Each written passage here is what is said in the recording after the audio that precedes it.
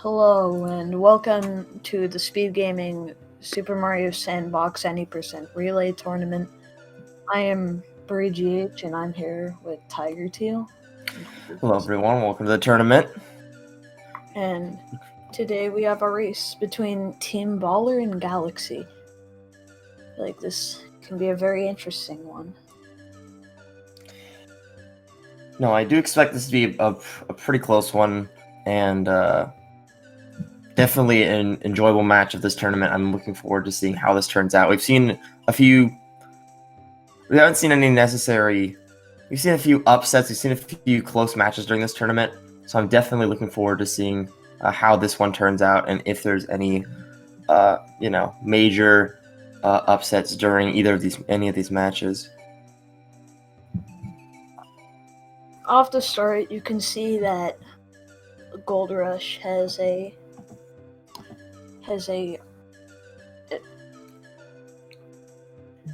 better PB than Moose, but keep in mind that doesn't necessarily mean that the Team Galaxy will win due to other games maybe having differences, and consistency is very important as well as PB, because you could have a great PB but then not have great consistency. But I think both of these runners will do great. And Moose, both of the runners starting up, is going straight into a new file, and now we have a cutscene.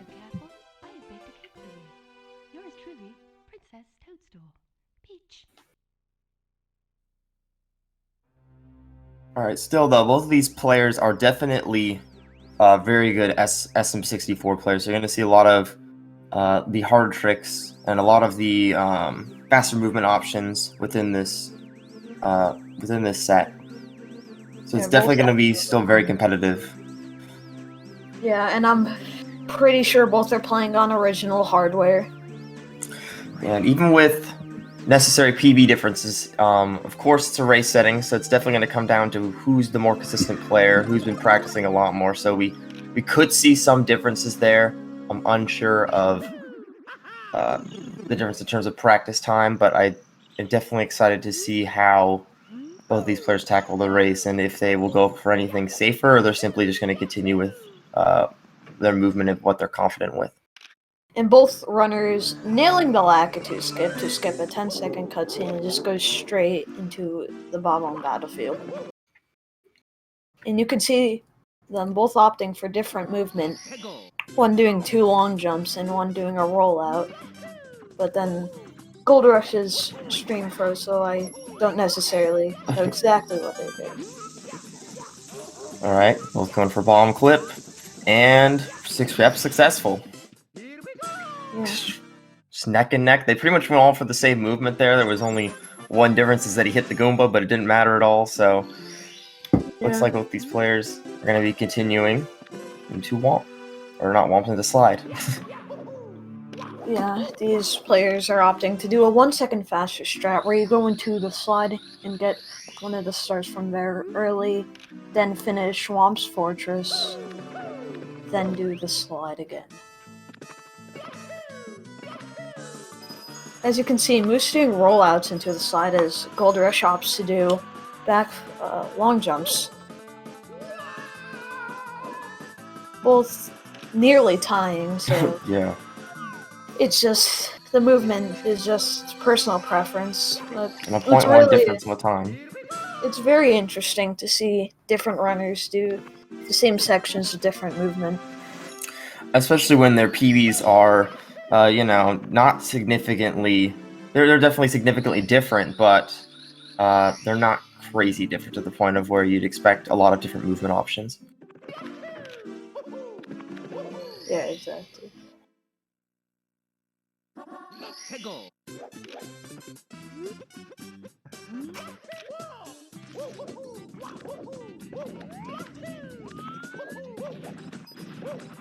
Gold Rush opting to do Cannonless while Moose is going to do Owlless first. Let's see how Moose does on this. They both land their tricks.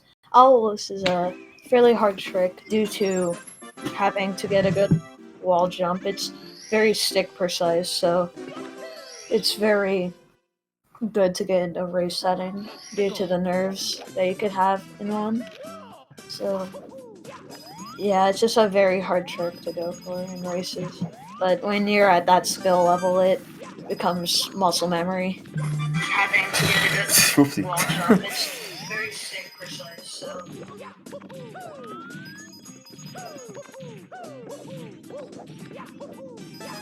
And you can see them both doing the 100 coin star, which you get along with red coins. And 100 coin stars really show the beauty of movement in this game, due to just how beautiful the movement looks.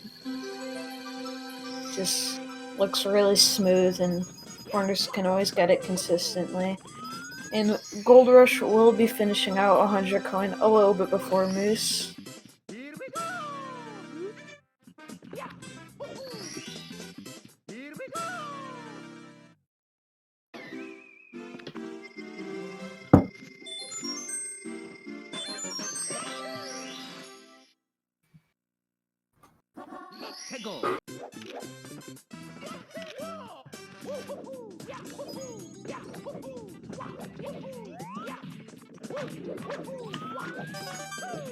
And now Gold Rush will be going for Owlus, nails it. And Mix will be going for Canvas, so it's the exact opposite of what it was before. He's going to be... He was opting to do texture setup, but failed it, so now he's going for... And yeah, and not make Canvas. Gonna have to go for Out of the Blue here. Yeah, it's a very quick backup star. That's the best you can get after missing Canvas. This Gold Rush will be fighting Womp. Not too difficult of a fight, can phase right through him right here, so makes for quite a bit of an easy kill. Yeah. This game has very weird bugs that speedrunners can use to their advantages. Obviously, from what you can see from Canon lists, I mean, you know, he moves his camera in a precise direction, he punches forward a bit, and then he makes it right through. Just a lot of weird bugs. Yeah.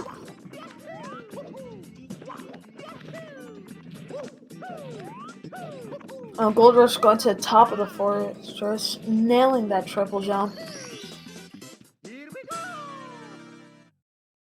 There's some more beautiful movement. Oh, Moose sliding down. That's definitely just a small annoyance, but gonna pick it right back up and make it up here to Womp.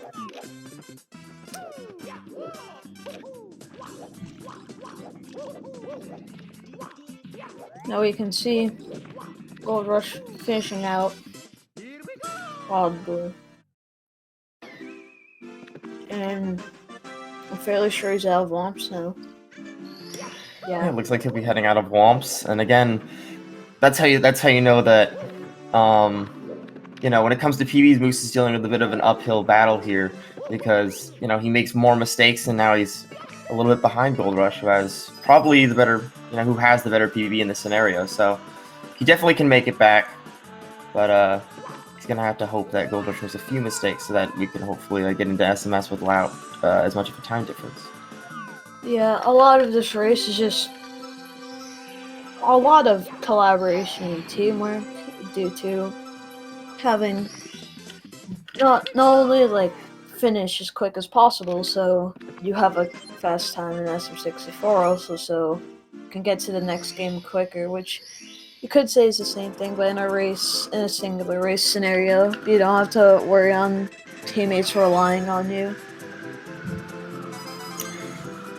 Yeah, exactly. In some cases, you're dealing with maybe with SMO, one player might have a faster PB than another player by a few minutes, so you want to be able to get that player there a few minutes earlier than that, so that you can end up winning the race. So there's definitely a lot of strategy to it. Yeah.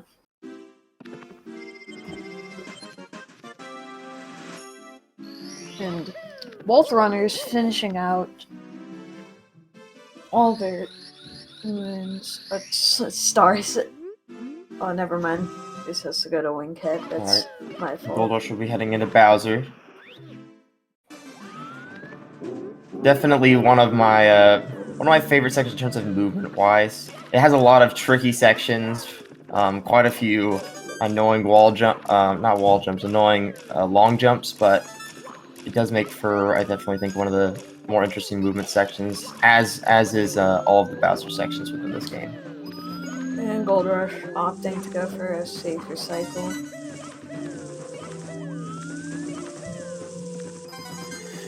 Nice on Gold Rush and nailing that long jump.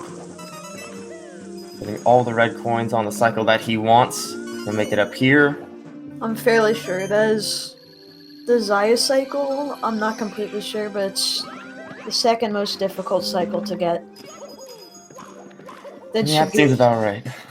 Shigeru cycle's just on a whole different planet compared to all the other ones.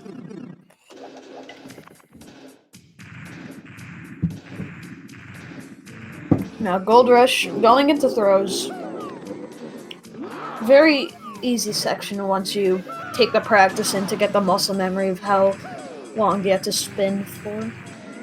And Moose also, at the beginning of Dark World, getting red coins on the same cycle as Gold Rush. I'm not completely sure if it's the Zaya cycle, but I'm fairly sure it is. Alright, I mean, looks like he took a bit of time there to make sure that he was going to make it to that next platform. Didn't ruin his cycle at all. Platforms at the end are a little more forgiving.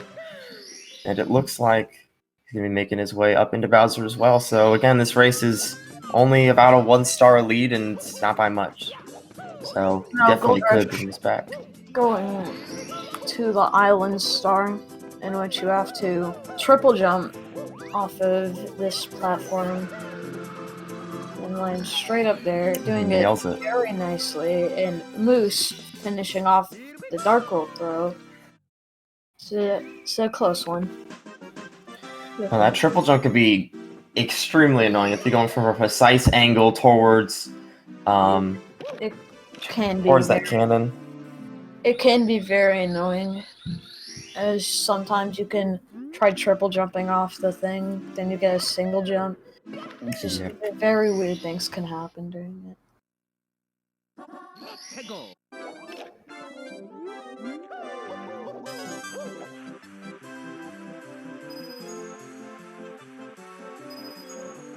And Gold Rush doing CCM 100.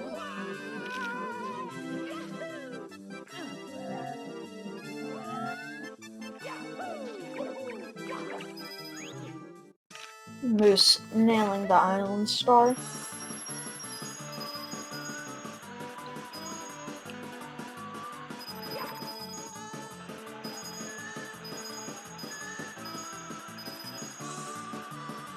I just realized that Gold Rush isn't going for the... Oh wait, no, he's going for CCM 17. I forget about that route a lot, but...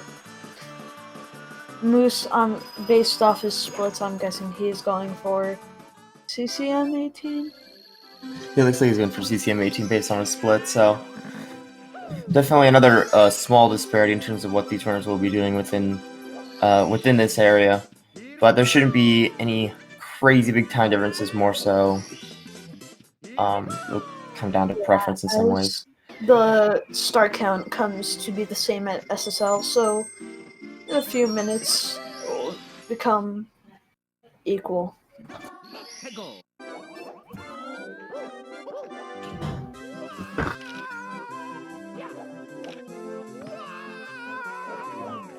Alright, really clean movement there by Gold Rush, opting for a backflip, being able to land on the top platform, and just simply long jump to the star.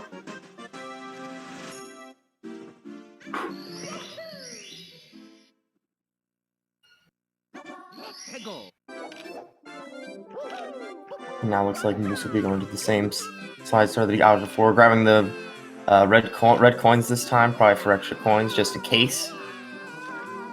Yeah, it's a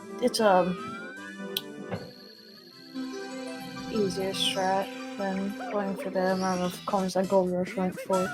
Pretty sure it's 17. And Gold Rush not far behind his PB. Oh, not at all. Only +7 out of CCM. He's or not points or .7 rather. Excuse me.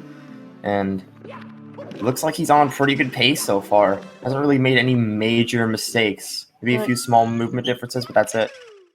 Yet again, not to forget that is early in the run, so it could go anyway, but we could be seeing a PB in this SM64 segment of the relay.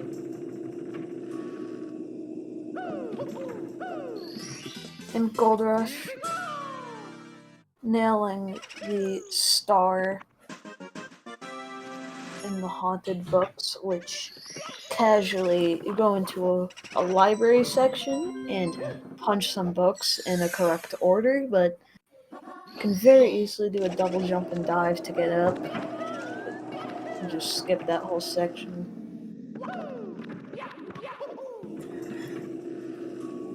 And now he'll be going to the balcony to fight the Big Boo. I'm just completing the Penguin Star here. He has count up to 17. He's of course going for CCM 18, so he'll be finishing up here fairly soon. Gold Rush nailing the Big Boo balcony star. Not an issue for him.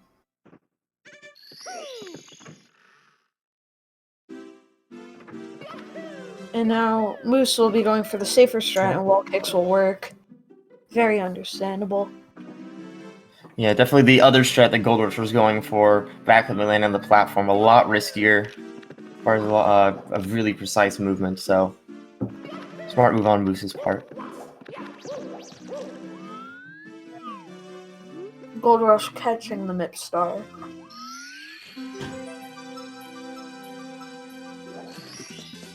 It looks like Moose will be making his way into Big Boo's haunt now. It's Gold Rush just going into SSL.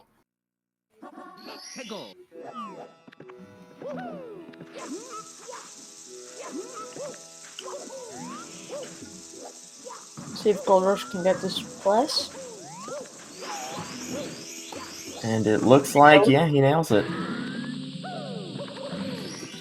He gets the star very clean. He's about a second ahead. Nice.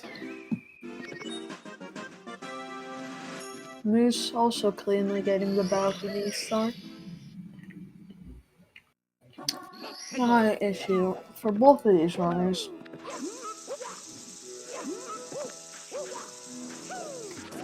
Oh, messing up the second plus. Only losing about 3 from my eye. Oh. Alright, yep. Star, but it's a quick backup right there. So not to worry. Not to worry. Not a significant amount of time loss. He definitely will be behind after this, but won't make for much of a difference. Oh, and once again. Plus again, but it's able to back it up. Wow, the really nice backup right there. So, going for basically sliding off of that pillar right there and landing on the platform. Yeah, and grabbing an easy backup with Talon. And Moose will be heading into SSL right as Gold Rush will be entering for his last time. Alright, let's see if the ball bomb's gonna be nice this time. Alright, looking good. Looks like it's it. Alright. Yep, he made it in.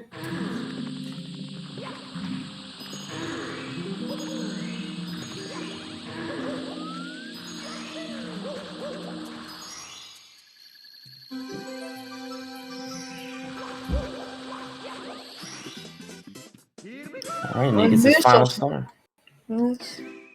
Also landing plus. Betting his first star in SSL.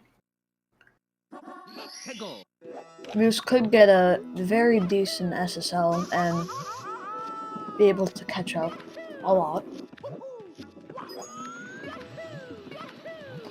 And Gold Rush burning the bully to the ground. Not a worry for anyone.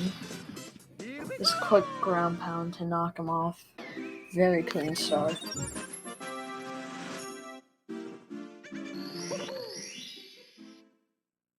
And Moose going for the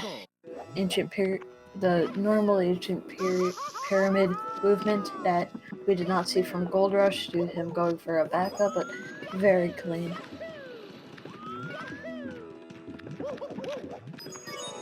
Now Gold Rush will be baiting all these Gold Rush.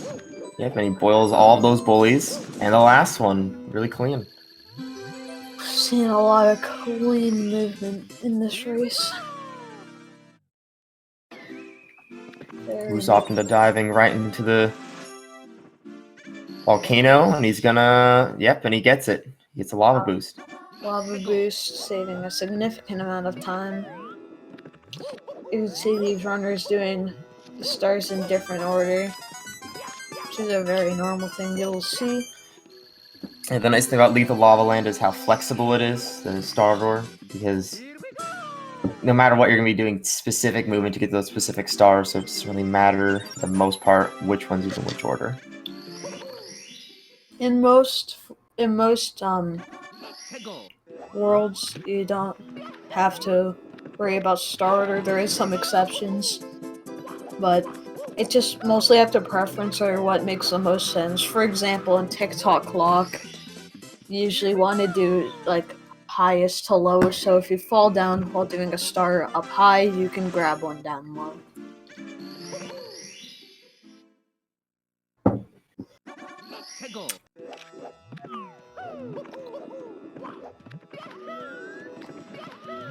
Alright, it looks like Moose will be going to boil the bully, and he does.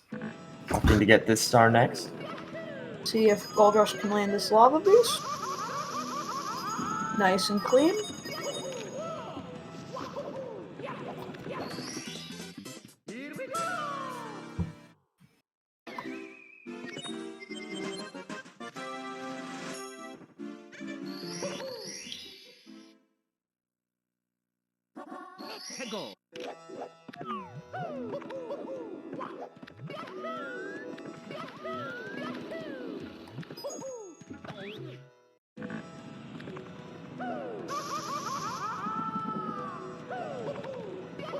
Alright, Gold Rush this star.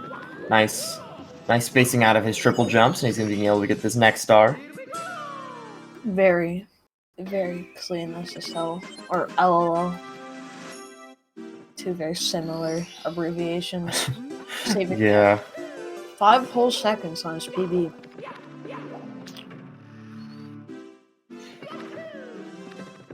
$47 is a possibility, but it most likely will not happen for Gold Rush. No, even still, a 48 is extremely impressive for a race setting. There's high probability of a mid to low 48 from the looks of this race for Gold Rush. And Moose will be going over to the red coins. The easiest red coin star in the game. Just need to walk around a bit. Around the puzzle. And then collect all the red coins. And Gold Rush finishing the DDD chest very cleanly. Which looks a lot easier than it is. No, those chests, their hit detection's a little weird. You definitely have to be in the right position at the right time, or else you just basically get to go directly in front of it and lose time. It's not a fun time.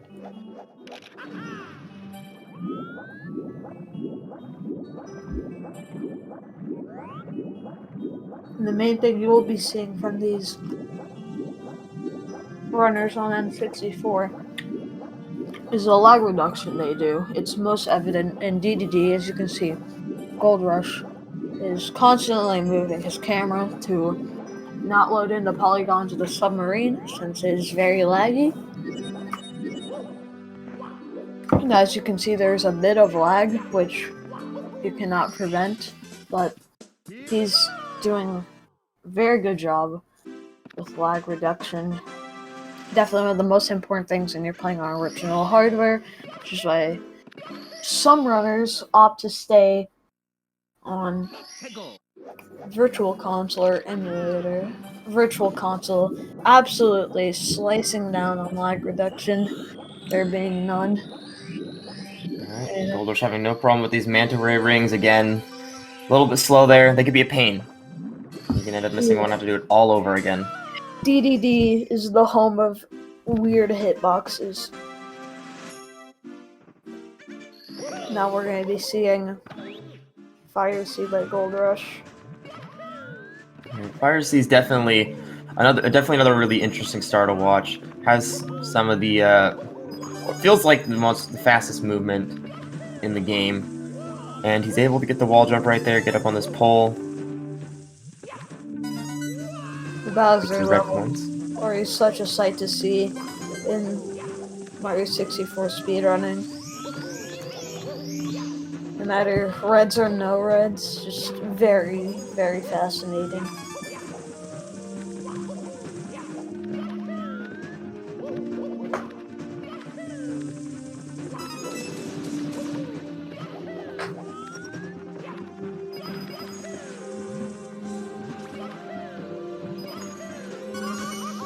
Oh, burns his butt at the last part, but makes it up to the heart. Yeah, not a worry for this guy at all. Hopefully gets the red coin star. Yeah, very clean. And Moose finishing up chest.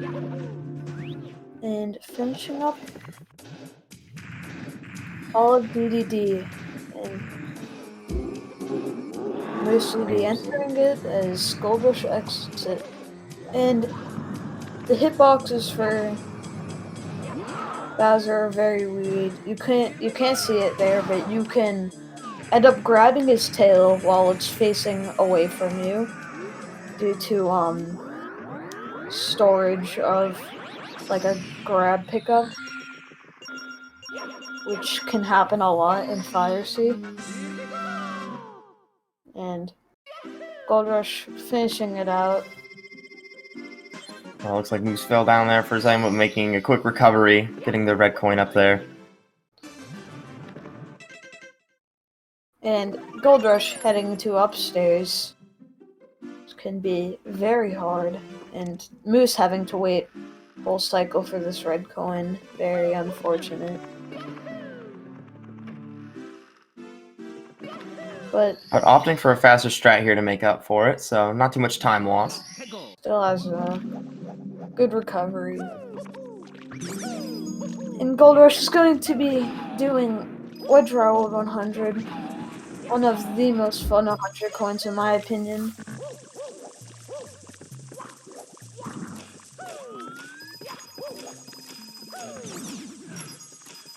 You can see him killing the Scutterbug as having the purple or the blue coin timer on.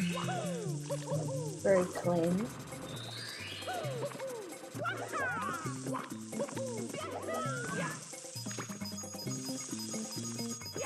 Moves onto his Fire Sea throw.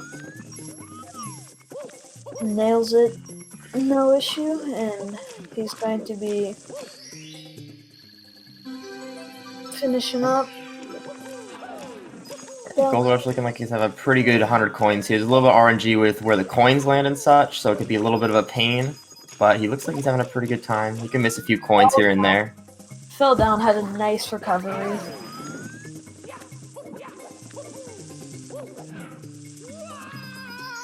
Yep, really cool. Out into that cache of coins as to not take fall damage. More clean little optimizations.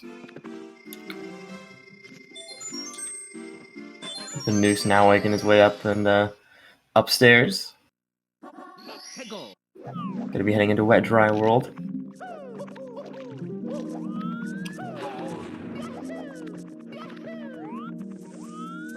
These box coins here first.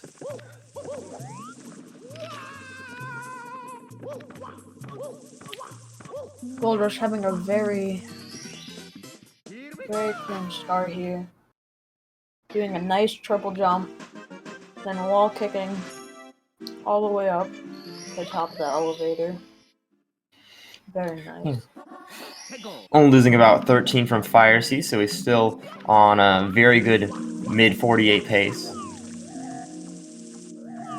Yeah. If he plays very well, he can get a low 48, but that requires perfect gameplay, which not perfect, but near perfect, which will most likely not happen.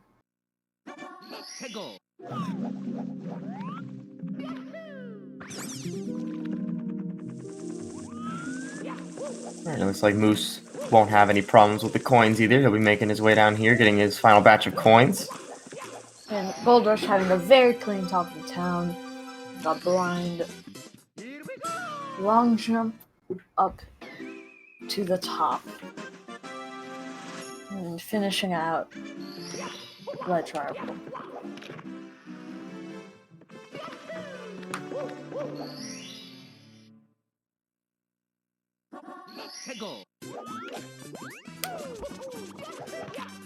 Now going for Wedge Rival's Secrets, which is a very nice start to watch. Very clean movement. Nice up warp. Just very fast and clean.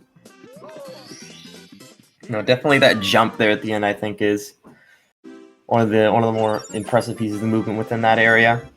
Yeah, it can be very scary as a beginner, but you know, muscle memory.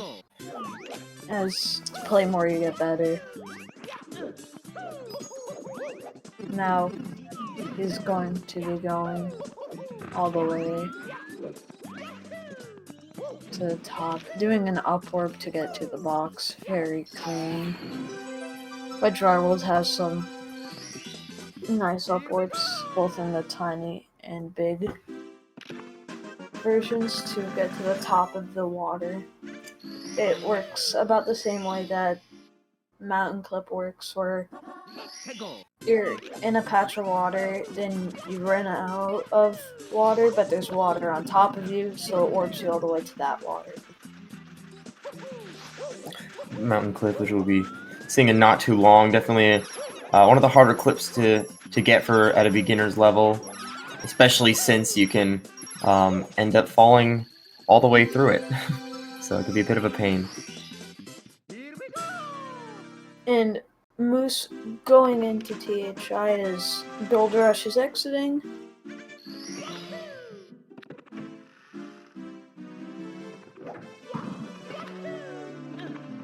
And here's where you will see Mountain Clip that we were talking about previously, which is done multiple times in this world. Alright, getting the up warp right there.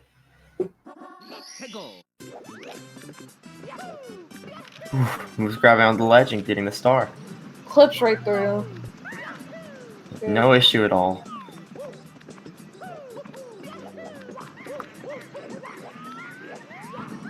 Well, having an accidental ground pound, but not to worry.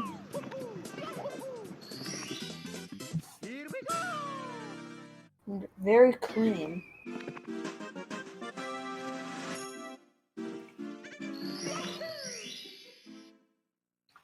Moose having some issues with the platform, opting to not go to the up warp. And very clean. Gold Rush. Wall jump his way up. And getting 2 insta clips according to chat. I did not see the second one, but very nice.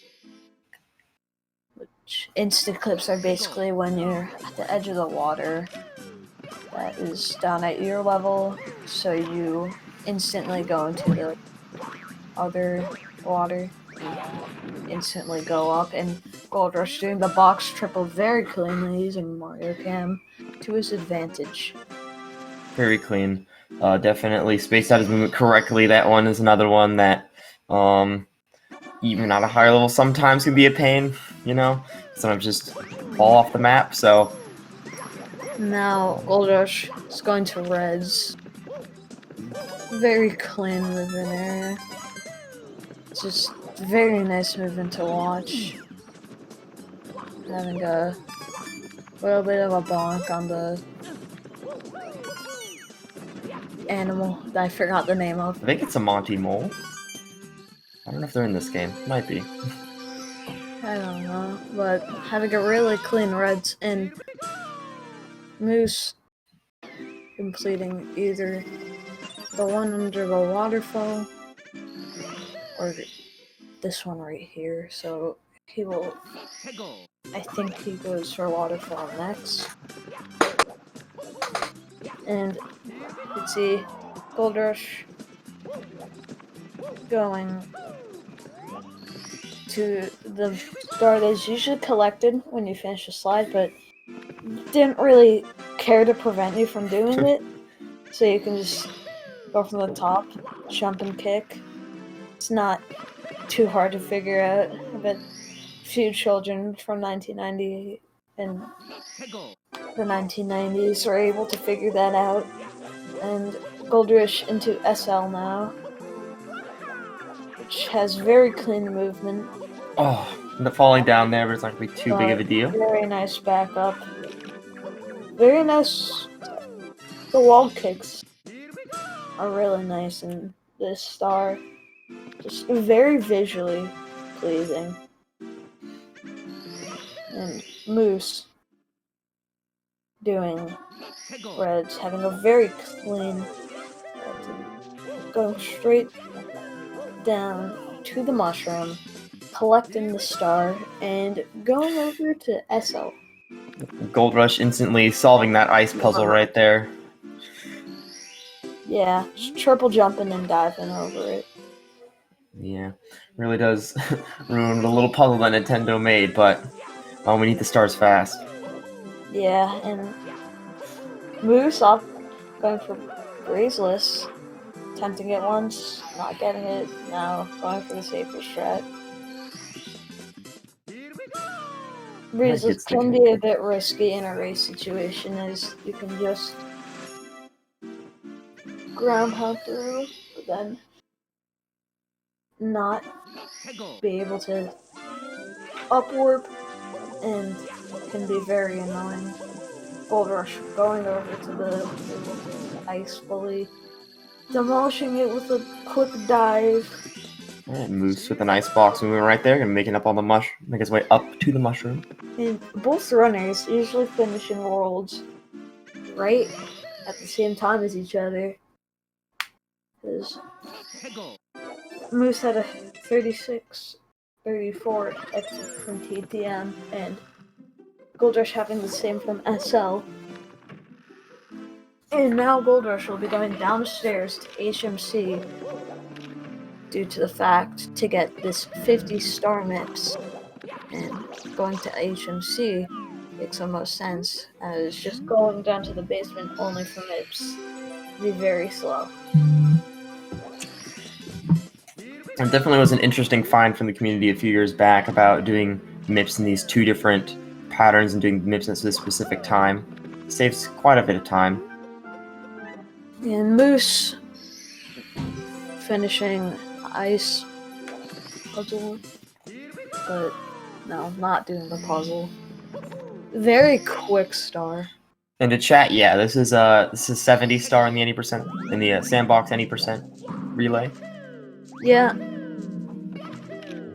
70 star being chosen due to 0 star technically being the 80%, but would. Yeah, I mean 0 stars. 0 stars really cool, but when you're talking about a Sandbox 80% relay, you might want to have a little more SM64. It also was chosen by Multi-Mario community to, I think it's called Sandbox Relay 80%, because 70 stars is basically the no major glitches category, so that's why it's like chosen, because it basically isn't any percent due to like just not doing any glitches, but still completing the game as quick as possible. So you will be seeing some glitches, but no. It's definitely like a no major glitches category. Yeah, no sequence breaks. And Gold Rush going for a triple jump. For example, here with Gold Rush. Button. Hit this button when you're intended to do it with the metal cap, but have enough speed, you could just go all the way down. And Moose going to finish up SSL, diving into the bully. Very clean.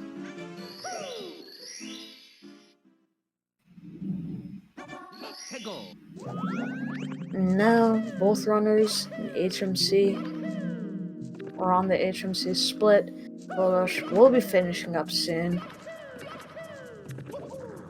Tippy could decide their final times because Tippy can make or break a run. So Moose still has a big chance to come back, as it is pretty easy to die in TTC. And Rainbow Ride can just be fairly hard. And Gold Rush fishing up HMC, going into Tippy, doing Rainbow Ride.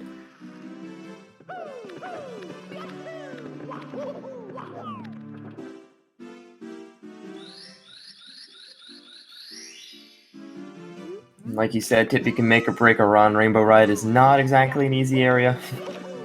Nor is TTC. It's definitely a difficult end to the run. I've seen a lot of good runs die to TTC or Rainbow Road just because, or Rainbow Ride rather, because they're just very difficult areas. And Gold Rush nailing that Lakitu bounce, going to the ship star.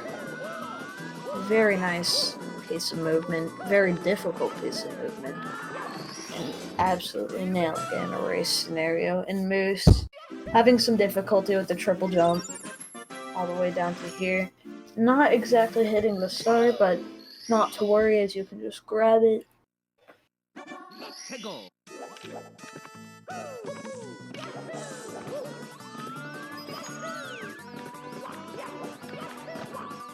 Gold Rush doing Rainbow Ride Reds now. Very nice piece of movement. It's a very cool spot in the game as well, due to just its odd nature.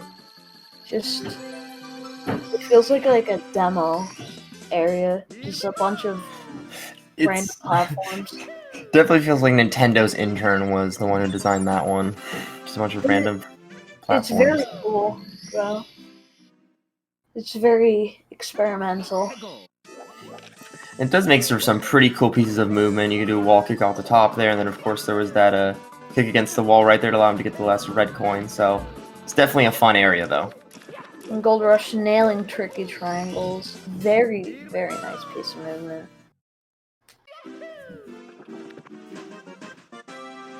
And Moose nailing this triple jump to get up to this star, which you would normally have to go to a room and climb a roof all the way to get to. So, just SM64 is a very open game, and it allows for very cool movement. And Moose going to watch for Rolling Rocks, about to finish up as Gold Rush is finishing up Rainbow Ride. And like I said earlier, you could easily die in TTC, so Moose still has a chance to catch up. But a cool thing about TTC is, based on when you enter, the platforms will move at a certain speed, and if you go in at 12, everything stops, which is very useful for runs, as you don't want moving platforms, you can have consistent movement, but there is sometimes that you do want moving platforms, but you will usually be entering still. Really clean movement there by Gold Rush, taking advantage of those non-moving platforms. This time we'll be heading in. Well, I believe it will be moving. Yep. Yeah, this is an example of a place where you'd want moving.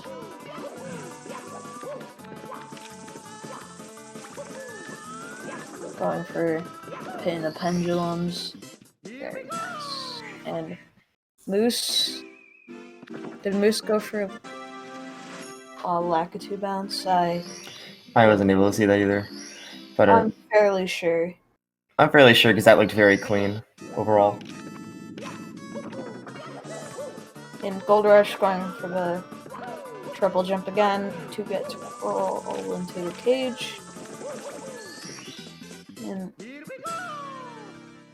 Alright, Moose making the platforms here. some worlds you will see the same pieces of movement be used. For example, Womp's Fortress, you use the same movement at the start to go to basically everywhere except the Wild Blue. And Gold Rush also having a clean get the hand, I think it's called, and get a hand.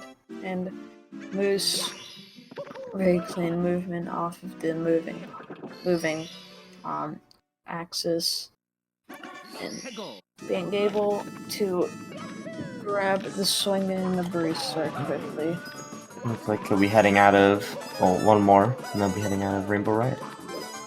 Yeah, and Gold Rush doing TTC 100. Very difficult star. Definitely. It's not a beginner star, but saves time once you become really good at it. And grabbing 3 more coin boxes to get a total of 30 coins. Then going to grab Stomp on the Thwomp.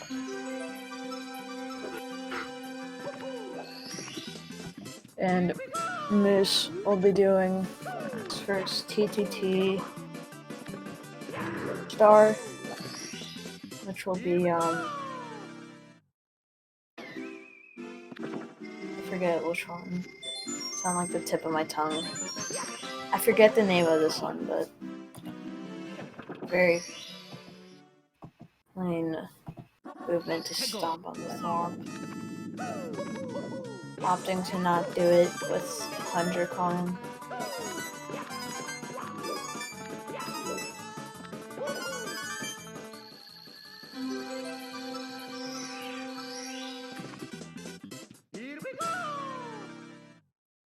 And Gold Rush finishing out Reds, getting a gold. Very nice. This is very nice TTC from him. No mistakes to be seen. We'll see, and he's having a bit of a slip up on the pendulums, but being able to finish it out. Gold Rush going into Bowser in the Sky at the final Bowser stage and the final stage of the game. Definitely another hard section of this run. He's going to be going for a triple jump here up to the platform. And it will be the only Bowser fight that we will not see with red coin star due to us having the minimum amount of stars, so we do not need to get it in the route. And getting the left side, very nice. Which there's also a strat, an SMO called left side, which being the polar opposite of this one, it being at the beginning of the run. This one's right at the end. I'm going to be doing the final throws, which are 3. Can be very nerve-wracking when you're on pace. And Gold Rush can be getting a 48 this run.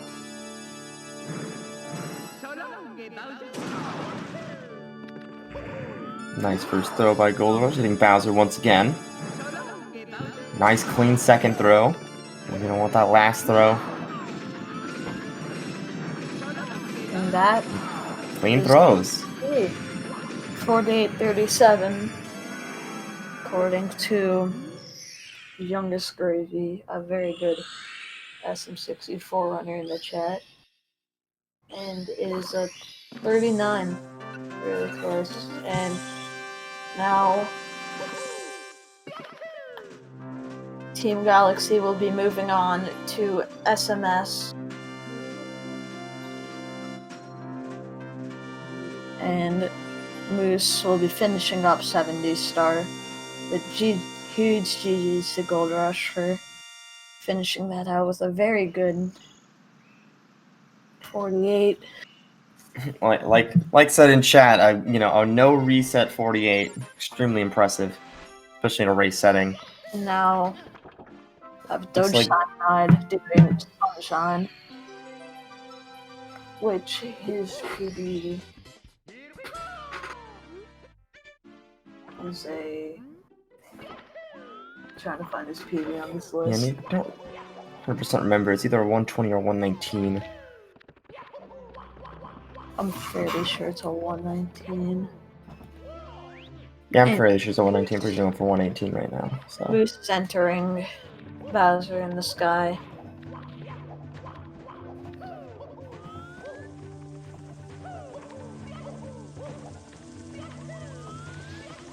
And Doge being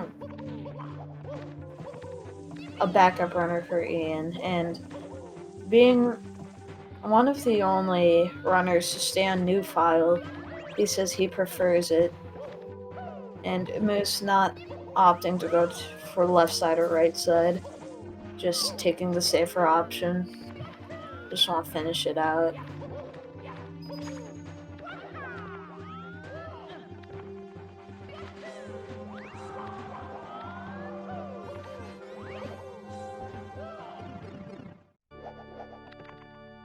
And we will most likely be seeing a 51 from Moose, mid 51, I'm fairly sure, if throws end up going fine.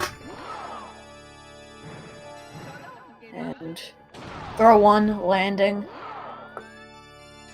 And a little thing that I have not mentioned is runners can dive into Bowser to grab him while he's midair and to get a faster throw, but Moose missing the third throw, but it being okay as he can just go for it again.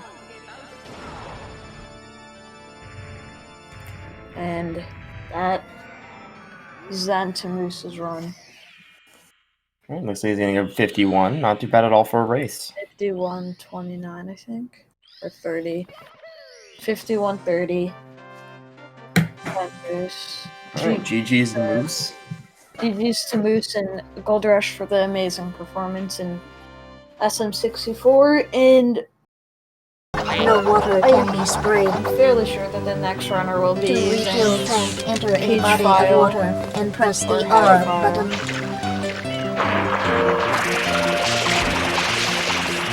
Instructions complete. Proceed. And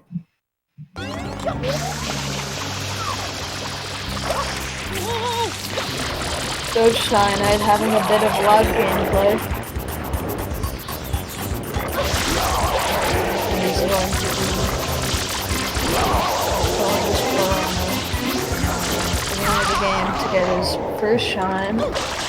Very nice. And we'll be runner Arceus 2319 also doing a run. And being around 3 minutes behind due to the SM64 run prior.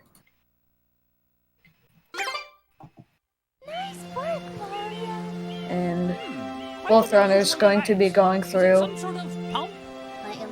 a lot of cutscenes. And do you have anything to say during this very long cutscene? Oh, well, This is one of the beauties of speedrunning Sunshine, is you get to watch cutscenes. Yeah. Take it as you will. It's a little bit of a bathroom break before the race, or before the run. So, a little bit of a pain, but, you know, get your bearings. It's not the worst. As you can see, one player here is playing on Japanese, the other one is playing on Italian. There are a few small differences between Italian and Japanese. Italian has faster text, while Japanese, I think, has faster options for collecting shines due to fruits. I don't know much about Sunshine, but I you're correct. know the differences.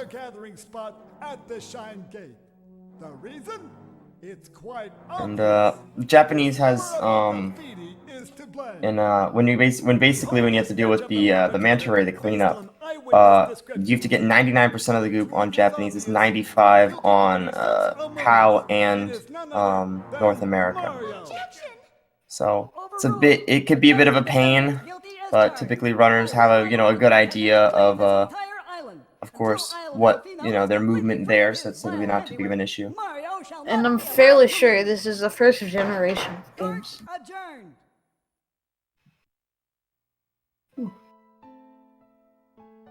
This appears to be quite a predicament, Mario. Data Definitely will only be seeing small differences. As you can tell, both are pretty viable, with Doge it says here on the dock 120, I'm pretty sure he has a 119 or he's going for 119. And Arceus with his 121. Shine sprites are the source of power on Isle Delfino. You have a 120/30 right now? Okay, so yeah. I think I saw on Twitter you were going for 119. As I was saying before, I'm fairly sure that this is the first generation to not have PAL be 50 FPS instead of 60 FPS in most games. Yeah, that's what makes PAL actually viable in this game, is that it's not 50 FPS. Some speedruns do actually prefer PAL, like Mario Kart 64, for example, because essentially the game's slowed down for you, so it's a bit easier to get some tricks. Yeah, and they convert PAL times and NTSC times interchangeably, so they don't very much care about the differences in RTA, they just change it to be equal.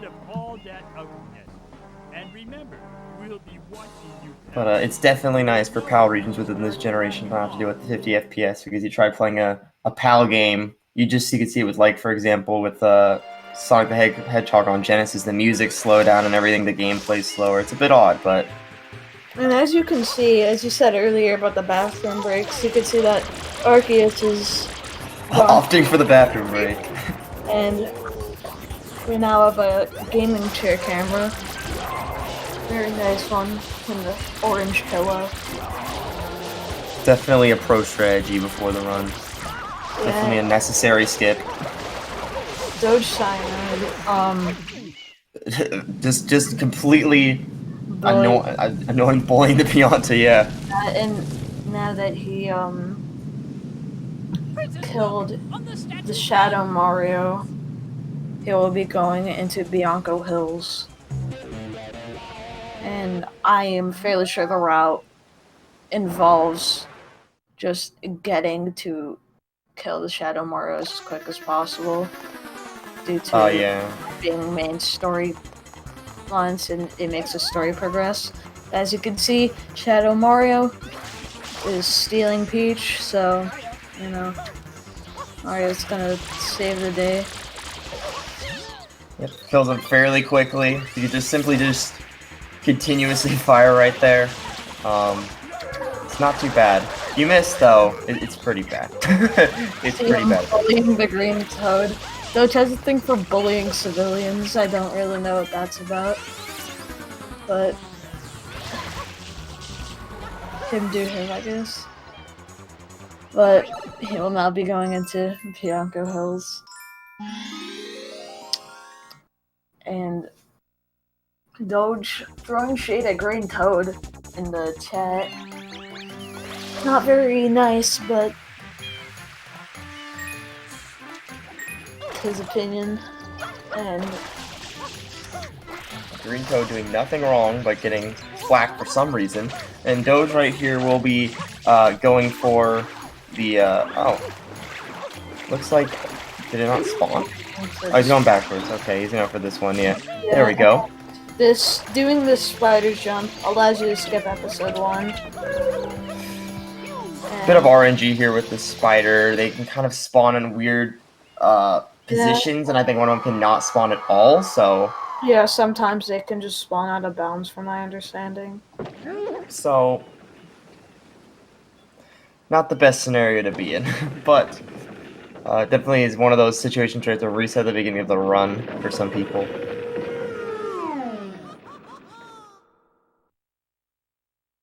Yeah, SMS is known for its RNG. probably the most RNG heavy Mario game for speedrun, from my understanding, because I haven't seen many others. And Doge feeling the ground pound, but ground pounds are very quick in this game, so it's not to worry about it. It's not like SM64, your ground pound, then you can't move for a while. Then Arceus will be killing Shadow Mario now to go to Bianco Hills, as Doge is finishing out his second shrine of the game, episode 2, Bianco Hills. Splendid.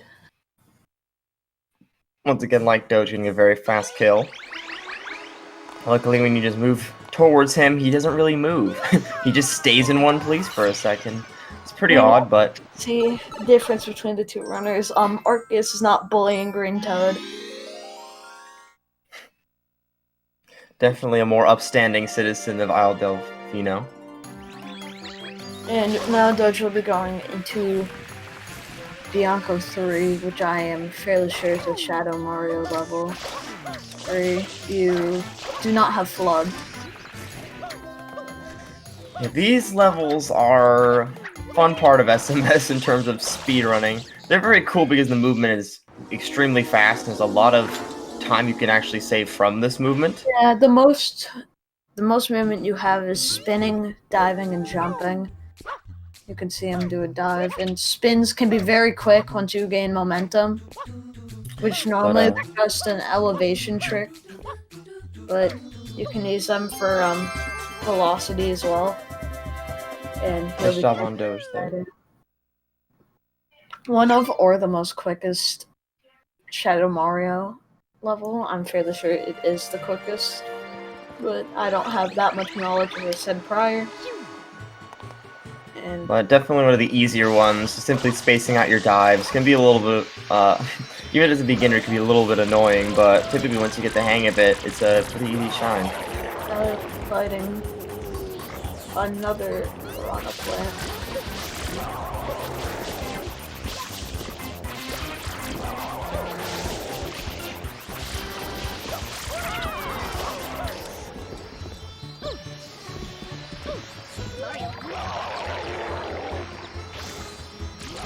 As you can hear, the Isle Delfino music is playing as he is in this battle, which I'm fairly sure. Alright, and it looks like he's going to be getting the cutscene skip. Yeah, doing a cutscene skip. Or travel skip, rather. Very, very weird. It just looks very odd. It's a bunch of camera shaking as you're entering Bianco.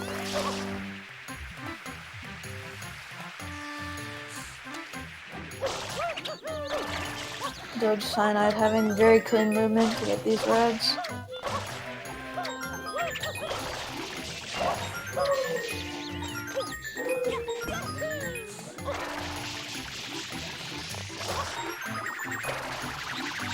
And as you can see, he's using a lot of the hover nozzle, and that's an example of him using the spin trick for velocity, because he did not go very high up, but he went pretty far. So this game has very, very cool quirks of the movement that can make for a really cool speed game.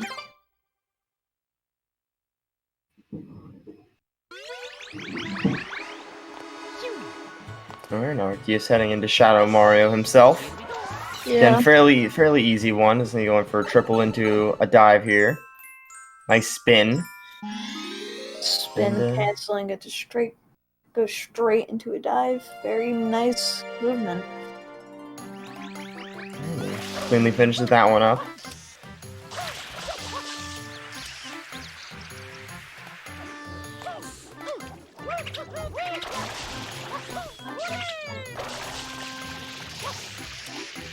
Very Goes nice. right here. Gonna go say hi to our friend Petey. Oh.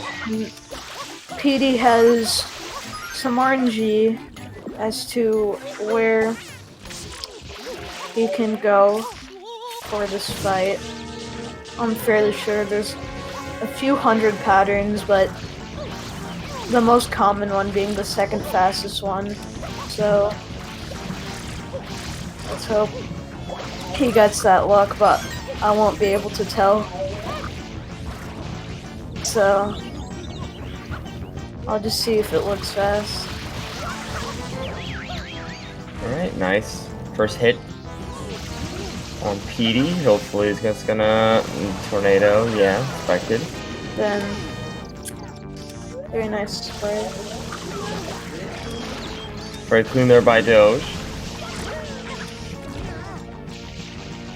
Petey is now gonna have to deal with a little bit of RNG as to where he goes. Be a bit of a pain. Hopefully he'll go in a good position. Rings the bells to get a 1-up.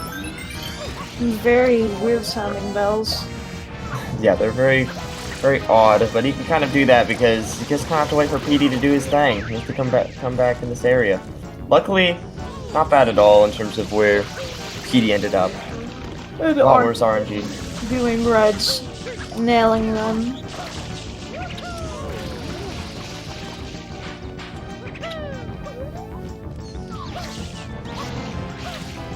Once again, waiting for Petey to come back down so he could hopefully get another hit. Luckily, he's moving in a decent, okay direction.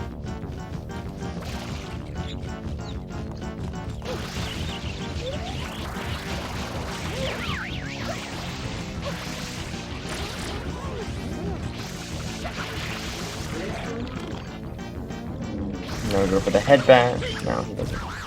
There we go. And it looks like Doge is going to finish up Petey, go in the direction as to where the shine will spawn. Doge spawns in the same spot. Bianco 5, right as Arceus is entering it, as you can see, that's one very big example of how a race in another game prior could change the amount of time saved. And from my understanding, the Doge should not get the greatest PD RNG. No, definitely that last portion. The other two were fine, but the last portion where you had to wait essentially for half the cycle, yeah, that kind of sandbag.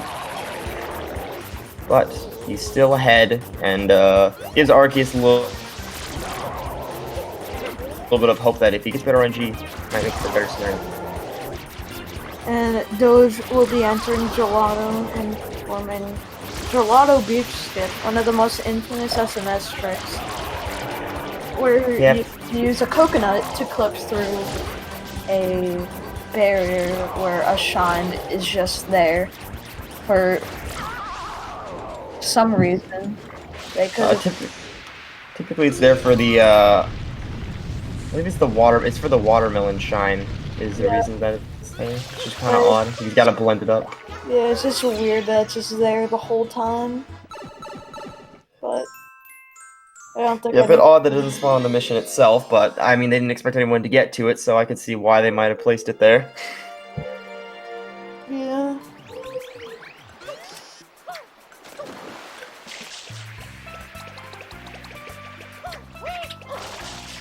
And Doge. getting a coconut taking a while, but I don't know if that's a regular thing to happen, but doing some... I forgot the name of the movement, but it's where you... Oh, yeah, that didn't work. Up. He went for a pretty fast version of it. Oh, coconut fell in the water though, so he's gonna have to go back and get another one. An annoyance, that for sure, but not the end of the world. It hits it off the tree. Yeah, sometimes this happens again. Gelato beach skip. No matter how skilled the player, sometimes it just doesn't work.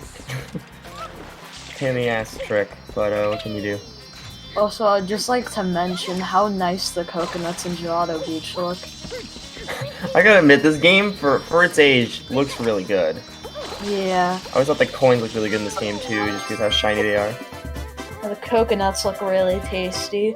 I've always thought that when watching runs of this game, and Doge nailing Gelato Beach skip. Yeah. Once again, yeah, bad PDRNG.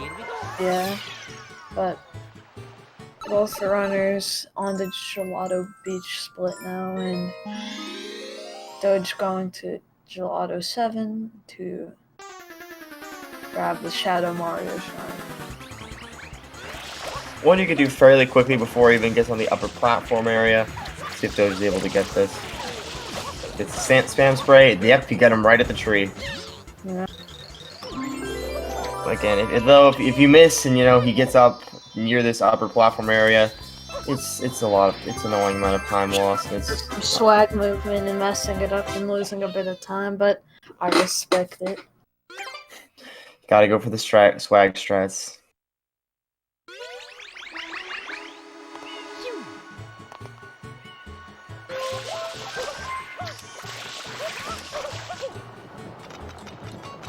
Alright, Doge will be going to our next area, which, obviously they didn't really intend for you to do. I don't know if they intended you to do this, but well, he's doing it anyways. I'm pretty sure you're supposed to use rocket launch nozzle for that section.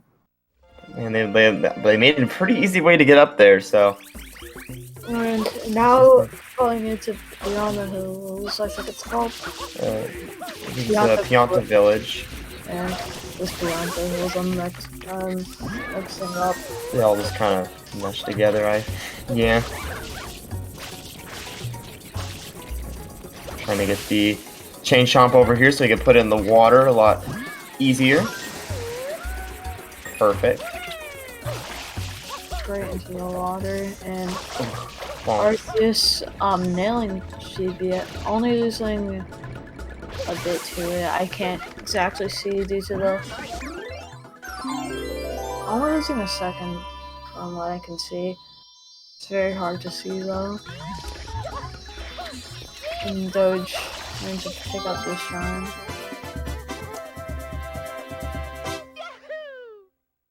It's gonna Arceus here, also going for Shadow Mario. We'll see if he's able to get an early cycle, gets the spam spray. Oh, he's gonna start moving a little farther, but not too big of a deal. Yeah, only loses a bit, and I'm fairly sure he doesn't lose any time compared to Doge because he can go for swag movement. Once again, as you can see in this game, it takes quite a while for the shines to spawn, so you kind of have time to just mess around and practice movement for a good second. It's a bit weird with some of these shines, but... And now, Doge doing a race. With Il Pantissimo. Which, every Sandbox game in this tournament has races, but they're only complete in Sunshine. Super Mario 64 has Koopa races, the game has this race, and then there's Koopa free running. There's a whole mini game in 12 Kingdoms, I'm fairly sure. Or no, 13 Kingdoms in SMA. And Doge finishing off the race and collecting a shine. Once again, Arceus kind of manipulating the chain chomps here so they can easily put them in the water.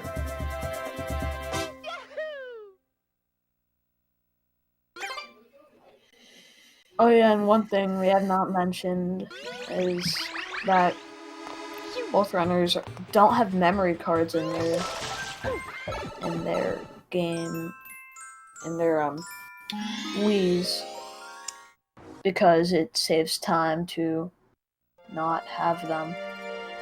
Because the text box where when you finish a shine or grab a blue coin is significantly quicker, and also for speedruns you want to play on the Wii due to faster load times.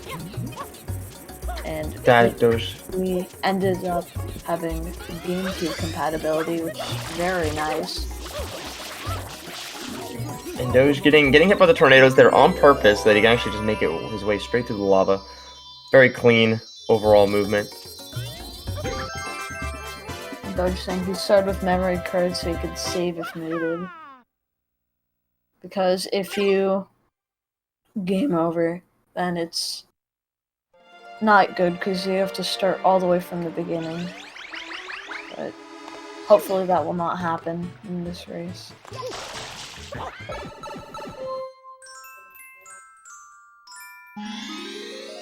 And Arceus also finishing up Pianta 2, the race one, and saving a bit on Doge Cyanide when he did this race because Arceus got sub 20, which actually I don't know if it matters because you have to wait for the guy who you're racing to come back. And yeah, you kind of have to wait for him to come back, so the time itself doesn't matter too much. You can, in fact, kind of, some runners like to manipulate the time to maybe get a date or something. It's an overall pretty fun shine. And, Doge finishing up Pianta 4.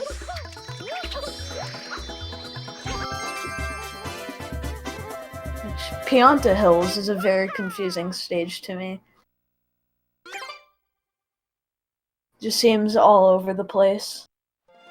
And Arceus also having some issues actually in Pianta 3, but should be okay. At 2 hit points, but he's alright. No worries.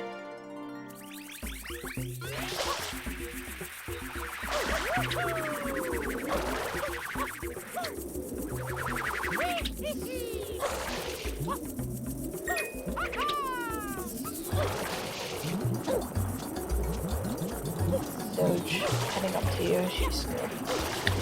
And it looks like Doge will be getting Yoshi Skip. Not bad. Now here you go to the everyone's favorite part, the Chucksters. Yeah. Definitely can be annoying because they can throw you on a platform and then you can just slide off the side, so Yeah. It's fun to shine sometimes. Very annoying. And Doge ground pounding on to get him in the right direction. Looks like he won't be getting... Is he gonna go for it? No, he's not gonna be getting a fast cycle with this Pianta. There's a way to do it. It's a bit faster. But it's not hard, not easy at all. So he's gonna try to manipulate him a little bit. Basically get him mad, jump on him a little bit, makes him move in this direction a little faster. Yeah.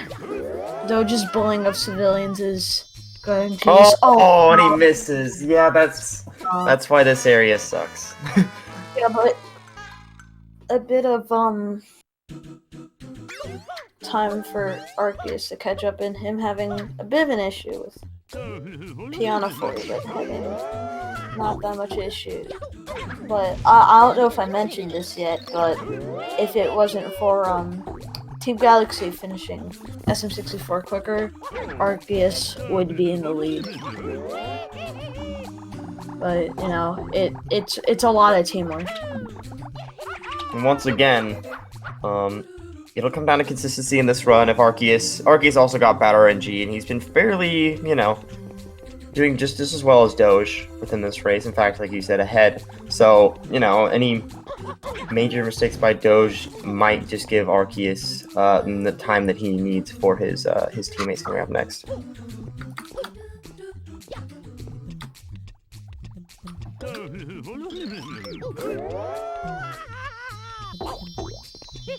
And Doge not failing to get chucks all the way to the shine area this time, and Arceus heading over to Yoshi Skip. Let's see if he gets it.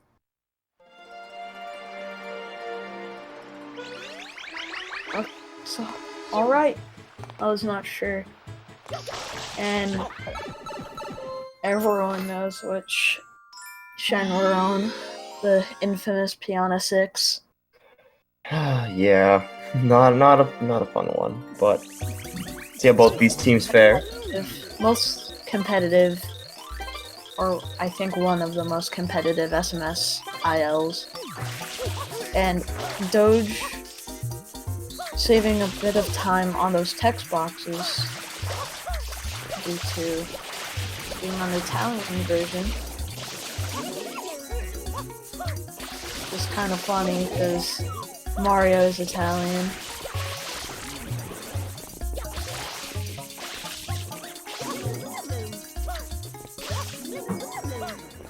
Mario actually being able to understand what the text says now. Good for him. And Doug still having a very clean down to 6.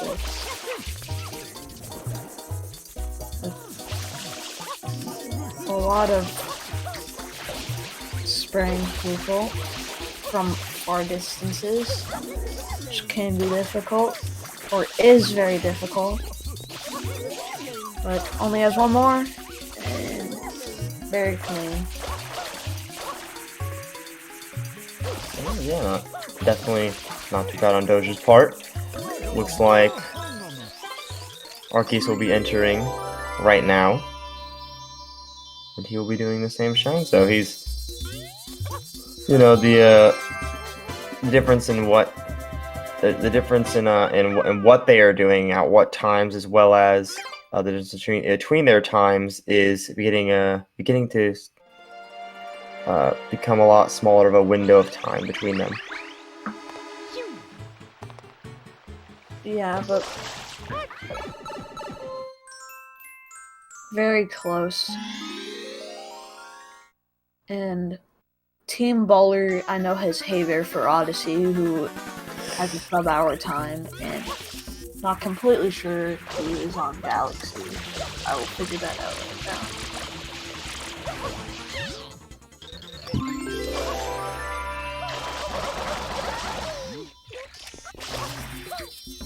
Glass Fangs, who is a 101, if I'm correct.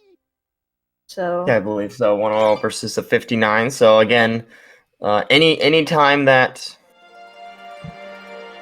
the either team saves is going to be essential for SMO. It's going to be a very close race. Overall, both these teams overall, a lot of their times are pretty similar, so it definitely could go to either team. And I'm fairly sure Doge is doing Honey Skip. Looks like he will be doing Honey Skip. You die on the same frame a cutscene starts. Having a bit of difficulty. Oh.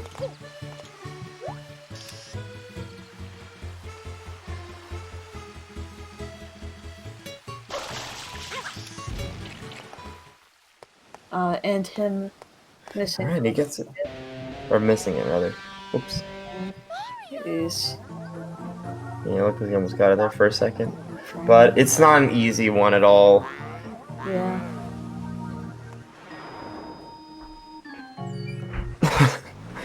Glass Fang saying he hasn't played in 2 months, will need a 10-minute lead. Understandable. It do be like that, getting 110s. The villain's secret hideout must be there.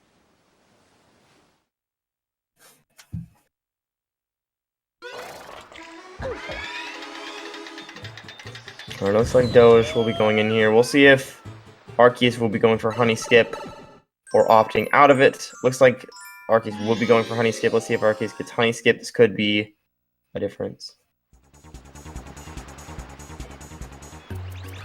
But now Doge is in Arceus is going through the cutscene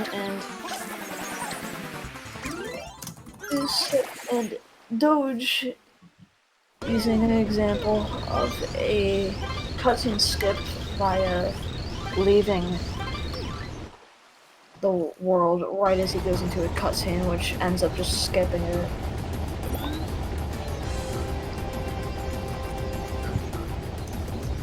Yeah, now he's on to Mecha Bowser boss battle.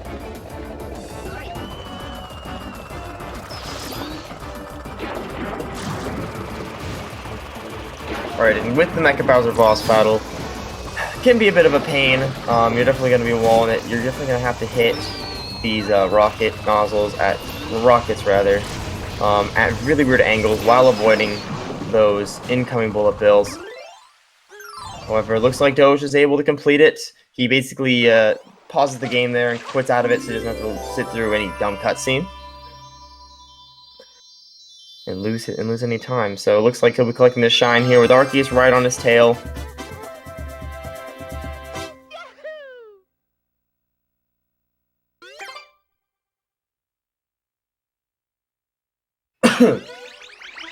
It looks like Doge will be heading right back in to the next shine, and Arceus looking to hit the nozzles, able to get the nozzle. Looks like he does. I'm not sure if that one hit. It's kind of difficult to tell on the stream, but he's able to hit this next one pretty easily.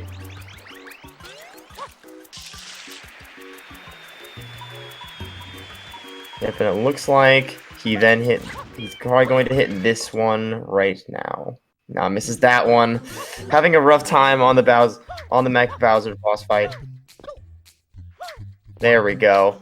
Able to complete the boss fight. You know, didn't essentially get all the hits. Or rather, he has to do another one. Yeah, he didn't get all the hits he wanted. Missing a cycle. Or I don't know if he hit one or missed one. But he's on the Shadow Mario. Alright. There we go. Arceus completing the mech. Having a bit of a rough time. There's a few shots there that he wanted to make that he ended up missing on accident. Not too big of a time loss, but definitely something that Doge would like to capitalize on. Yeah. Most definitely. Particularly as Doge had a cleaner section there, so it looks like these runners are pretty neck and neck for the most part. Yeah, pretty neck and neck. They've had about the same RNG.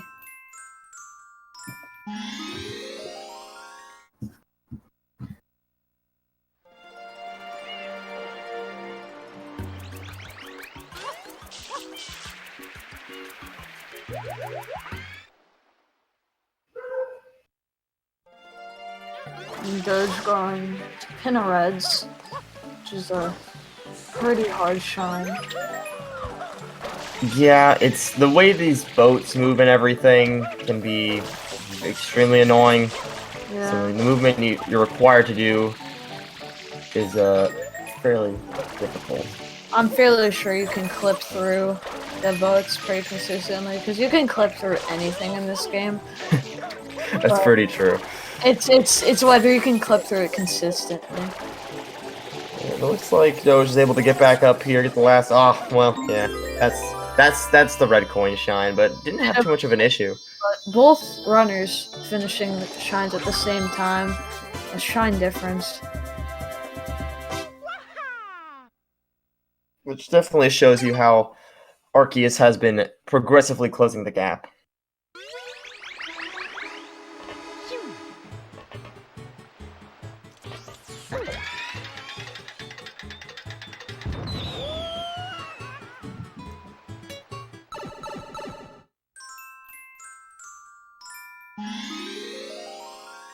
And Arceus moving on to Pinareds while Doge. Oh yeah, he'll be killing our good old friends via these weird Yoshi egg things. I really have zero idea what they are. I don't know if they have an official name, but Nonetheless, he's gonna be able to want to get a as little cycles as he can on these guys. He's gonna want multiple of them to home in on him so that he's able to ground pound them. He's able to get one in this cycle, but it looks like he'll get 4, but it gets hit, so probably will be getting 2. This game. Listen to these flowers. They say they say something. I don't know exactly what they're saying, but we all know that this sounds a little weird. Doge telling us that the name of them are Snoozakoopas. Snoozakoopas. Very odd name, and this shine is very confusing because the Snoozakoopas just seem like they're chilling, but when you kill them, flowers grow. I'm guessing that like the Snoozakoopas are like preventing them from growing. I guess so. Invasive species. Doge finishing it up. Not too many cycles. Wasn't, obviously you want as little as possible, but it looks like he was at least able to have a decent enough time with that shine. Arky is heading into that shine right now. I love Pinafore. I know it's a fun one. And I'm fairly sure Doge will be doing early Yoshi go around skip now. Yeah, probably going for 3 YG more than 5.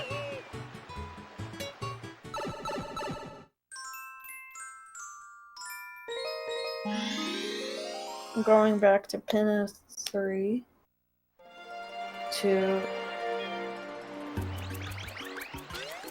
get access through this door, and we will be picking up a Yoshi.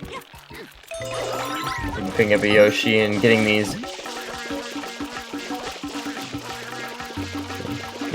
enemies over here.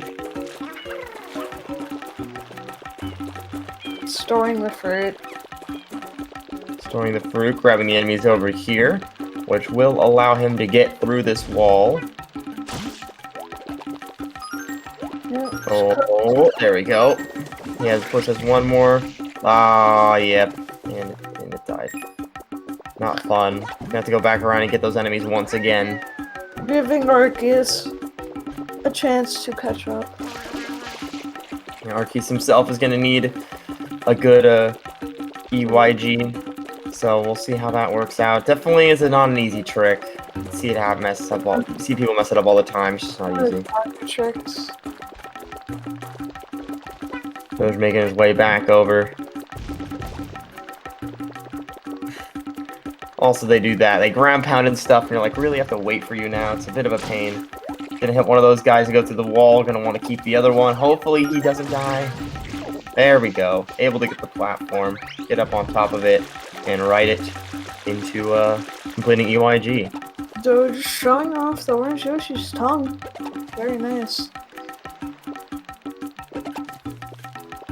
And Arceus trying to get the fruit he needs for Yoshi. And it looks like after a second try, he's gonna make his way into this secret stage. Doge also.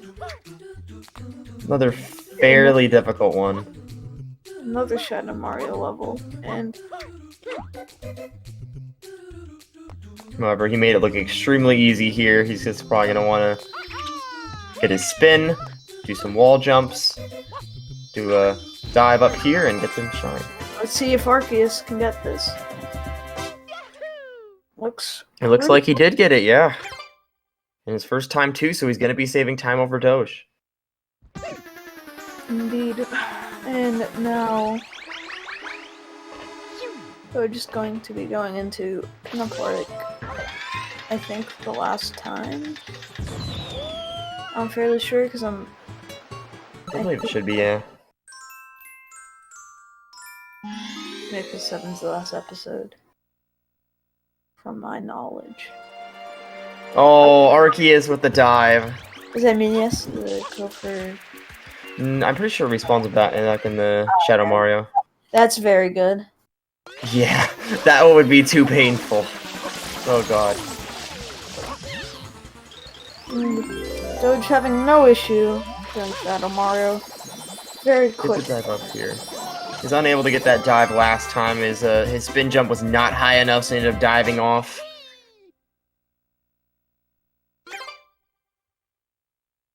Get the dive here, goes through the wall jumps while still spinning. He's able to get up here with a dive.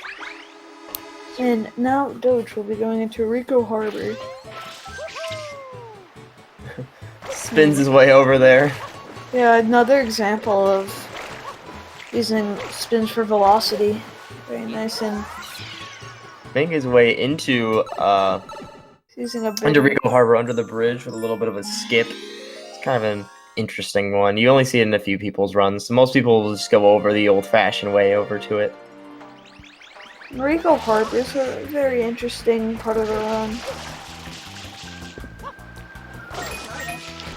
Yeah, it's definitely one of those spots to where, you know, you make a mistake like movement and you end up falling off, and it's a little bit of annoying. But other parts, it's just like this tentacle. Not too bad of a part of the run overall. There can be some very cool movement when done correctly, and can result for a very nice watching experience. But there's also some parts to where it's a bit odd. You'll be seeing coming up. We're going to be doing the reds here, which if you're continuously, essentially holding forward and you hit a wall, if you're in neutral but you're moving forward, you'll die while moving forward if you hit a wall. But if you're just in neutral, you won't. It's an odd quirk of Sunshine once again, as well as the upcoming timer challenge here.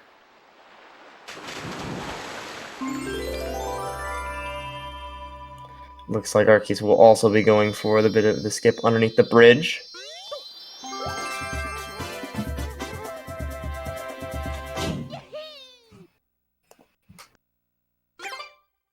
And Arceus entering Rico 1.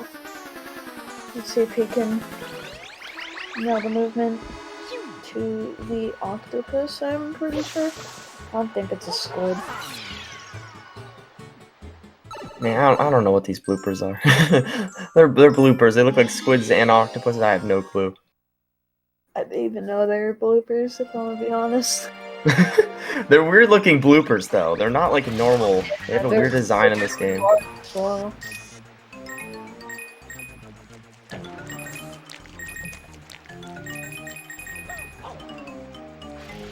No, odd thing about you know, you have a lot of new enemies as well as different enemy variations within Galaxy, and 64 is fairly normal enemies, but this game is essentially a lot of new enemies. There's no Goombas. yeah, it's a very odd one, and you can see Doge basically skipping these bloopers completely, going from the top to enter the loading area when you're normally supposed to use a blooper, kind of entering like how you collect that one star in Telltale Mountain that we saw earlier, and then skipping the use of the blooper completely for the blooper race.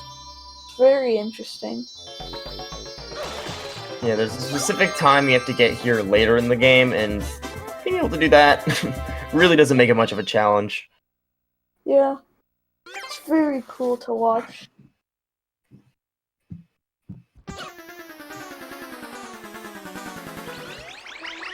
Looks like Arceus will also be heading into this shine. Again, only a shine difference still. Really not much has changed in terms of that. Arceus has, however, made the Doge's lead a little tiny bit smaller. Mostly with the situation with EYG, even though he died, it's still a little bit of time save. Doge going on to Rico 3, which I'm fairly sure. Yeah, this is the only shine that I really know about in Rico Harbor, where I know the number. Very clean movement. And Arceus having a very, very good time in Rico 2. I'm assuming the reason why they're going to all these different places to hit checkpoints that are invisible. Yeah, it's essentially, yeah, it's just the game being like, well, you're here, now I don't have to kill you. Oh, wait. It actually counts. Oh, yep, he missed one. I'm fairly sure he can still beat it. Yeah, he can. It's just gonna make for a bit of a time loss.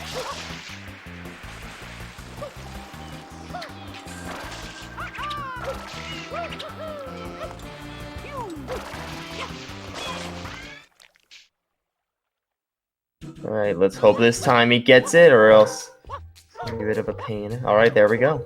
You got indulge in a Shadow Mario level. This one's a very hard one, casually. But Doge making easy work of it. Pretty iconic one with these moving platforms. But also a pretty infamous one with these moving platforms. Especially this big one right here. Be a bit of a pain. There you go, Doge lands it perfectly, makes it up here, and dive into the shine.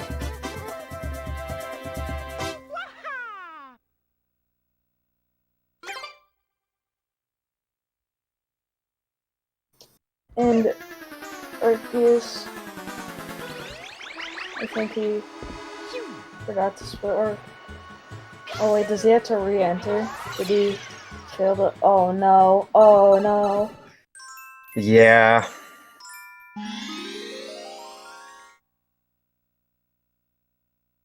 Alright, well... It's gonna be a bit of time loss. Yeah. But I think you have to get a specific time, so I think it's like a 40 or something. Casually, I don't remember exactly, but yeah.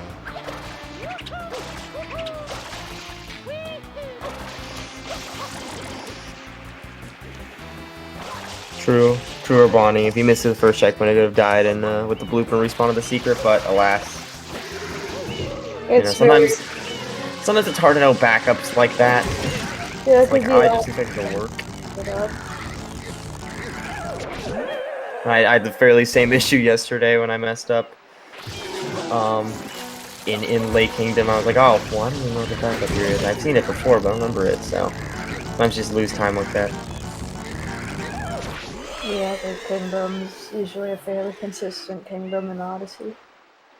Yeah, so when you make a mistake like missing the zipper, you're like, oh, like, really?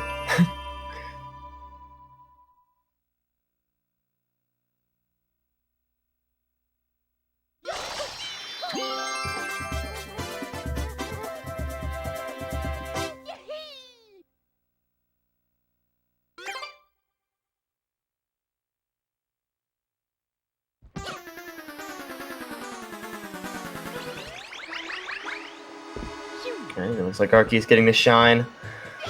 That lead of Doge is increasing a bit, so it's gonna be an interesting time for SMO. Unless, of course, things happen. Things could still happen in this run, but you're definitely seeing a little bit of back and forth here between these two players, and it looks like it's kind of starting to pull back in Doge's favor in terms of his lead. Yeah, and also one thing to keep in note is that Team Baller has an advantage in Odyssey, which Team Galaxy had one in SMS. Oh, Doge missing the first red coin. We're about the same in SMS, and SMS is very RNG heavy, so races could go anyway, but then SMO is like fairly consistent. Yeah, there isn't really any notable RNG to consider. This isn't like notable like minute time losses No. or anything like that. It's just small time losses that can add up.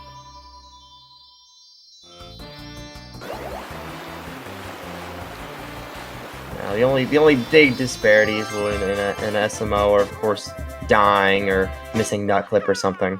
A missing nut clip can be really bad. Yeah.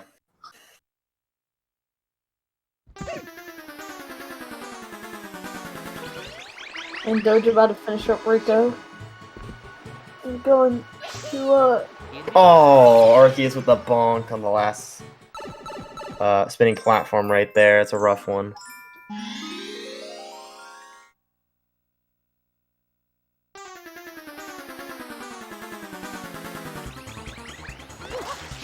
he still ends up in the secret area. Even though he had a death, so everything's alright. And Doge finishing up Rico. Arcade's going for the dive. He's going to want to make it over here. Taking a little bit of a safer route than Doge did. Doge did a dive much earlier there and made it on that platform. But considering how hard the secrets are, I wouldn't blame him at all. And now Doge going into a Bianco revisit. I forget for what shine. I believe this is this Shadow Mario? Might be.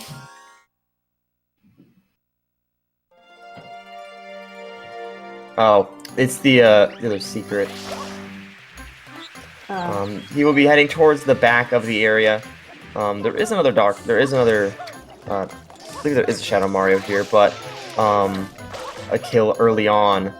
But he will be heading to the very back of this area, of this region, if you will. And there will be another Shadow Mario secret he has to do. Annoying bonk there. Looks like Arky is doing the rematch with, I think it's called Goober Blooper. It's something for sure. I don't remember the names, I just killed them. It's a very odd boss, and Doge having quite the fall, but backing it up very well. Having a bit of not getting the spin, and that's gonna very unfortunate. A series of unfortunate events happened to him, so this is his redemption. Using another spin for velocity. And Arceus about to enter Bianco 6. Doge grabbing an easy one up. I should prevent a game over, because if you game over, it's very bad. So it looks like he'll be in these platforms. These platforms can be a bit tricky, but Doge making it look very easy. Again, those are on a cycle, so you definitely want to be on the right cycle.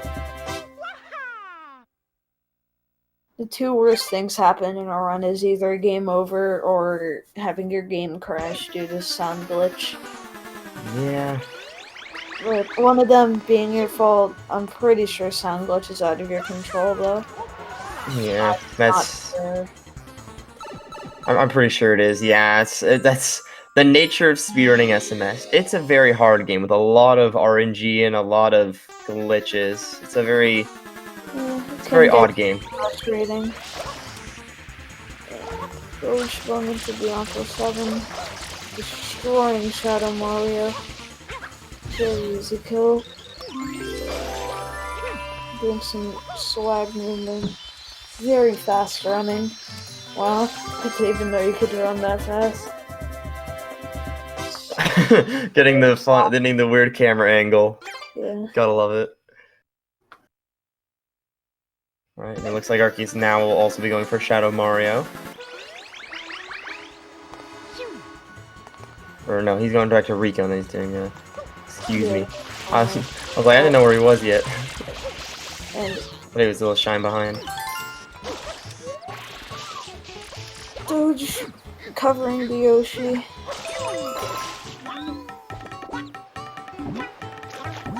So we'll be heading up top and making it in.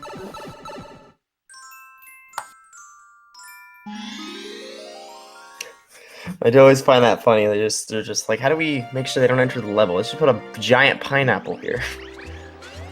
It's a great solution. It is a pretty good solution, but it's pretty funny. You don't really see a giant pineapple like that anywhere else in the game. Yeah. And here's Joe. She'll be heading into Serena. Serena has quite a bit of fun sections. You have to clean up the goop, which is one of them. That can be a bit of a pain. Because Doge is on Italian rather than Japanese, he wanted to clean up as much goop as Arceus will. Arceus has to clean up, I think, 99%. Doge is 95% of the goop later on. On this section. This is just the Manta. Another RNG. Yeah, there's a lot of RNG here. For one, you have the Mantas and where they go. So you could do this without a spam spraying, but again, they don't move in a, you know, they're everywhere and they don't move super consistently, so it's a bit of a pain. Additionally, you have King Boo, who can have additional cycles because he's not just necessarily going to give you the fruit cycle with the peppers. He might give you additional cycles where he gives you the question marks and gives you random items. And that can be very costly. It can cost you up to a minute or a minute and a half even. It just depends on the cycle. So definitely you could see a time change if one player gets a bad cycle and the other one gets a good cycle. You could see not a lead change, but definitely it'll be a lot closer. And also that cleanup section being very annoying. Yeah, it's going to be extremely annoying. Just due to how annoying the sound is. Just the same sound. It's very high pitched going on over and over again. Yeah, and again, Arky's gonna have more of a fun time with that. The Manta doesn't really change here. They pretty much have the same thing, and there's also going to be the banana clip you're going to see coming up.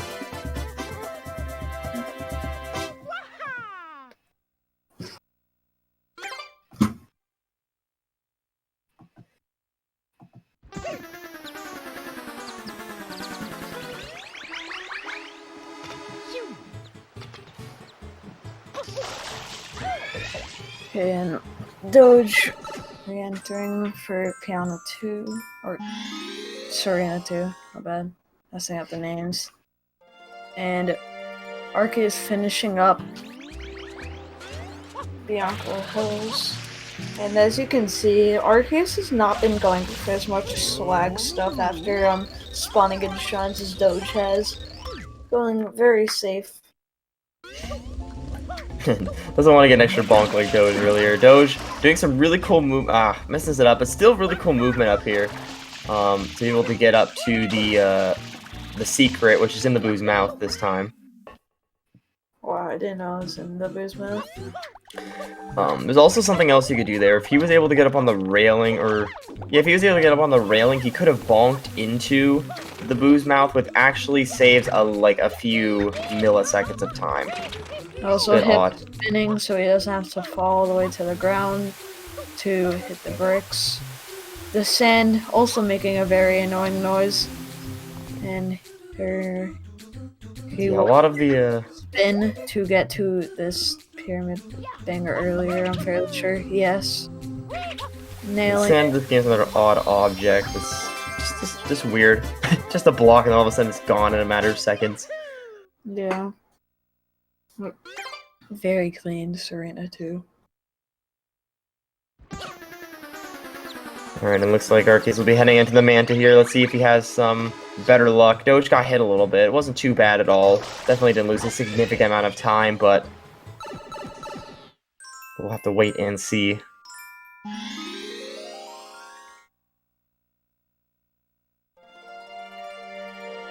And I'm pretty sure Doge is on to the banana clip, if I'm not mistaken. Yeah, I'm fairly certain it's going to be the banana clip, which is... It's typically pretty easy for a lot of runners, but sometimes you make a mistake. Yeah, it's one of the easiest tricks in the game, I think. Yeah, the Manta RNG was horrible for Arceus right now. He's got hit about 3 times here, and they're everywhere across the map, so... Doge messing up the banana clip a bit, but no worries, since it's not a penalizing trick when you mess it up. Yeah, Arky's getting some bad RNG here. He's gonna have to finish it out best he can. Really didn't get a lot of kills on these guys from the first few spam sprays, and they all went in various directions. Didn't really stay too close to him, so. And it looks like he's all done with that. Doge will be heading here into Serena 4.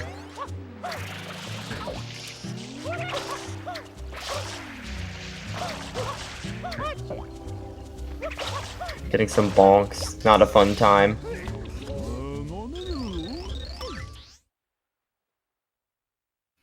I believe will be the casino. Yeah. We'll see him doing another one of the most popular skips in the game. You've seen a skip where you do sidestep to be able to dive through, which Yeah. Looks like he's missing the dive. Maybe a little farther. oh no, Oh getting- yeah, there's that though. The up warp is there too, which allows you to, which basically you die.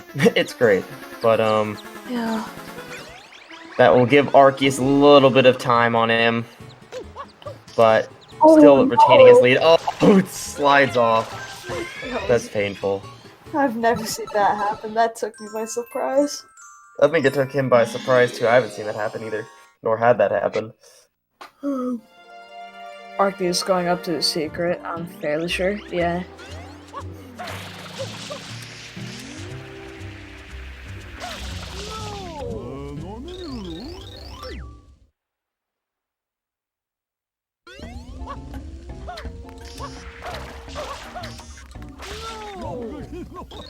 Alright, and it looks like Having a very clean. Oh no. oh, Commentator's curse. commentator's curse. And it looks like Doge will be going for the skip once again. Hopefully it works out a little better this time. He's getting up warp or anything. He's able to dive in. There we go. Able to dive into the pipe. Oh, Arceus with another death. Could see It's the unfortunate. annoyance. By Yeah, him. big feel. Yeah. Big feel when you're muted for a race. Doge with the death too. Seeing a lot of deaths in Serena. Serena is not necessarily the easiest area when it comes to these secrets. Nor is it the easiest in general. There's a lot of shines here that can be quite annoying. Yeah. It's especially hard due to its nature being late in the game. But we still have Noki coming up, so sadly the difficult sections do not end. Oh, Arceus with another death on the secret section. But still retaining one life. Looks like he's saving just in case. I don't blame him. Sometimes things just go wrong. Very. Oh.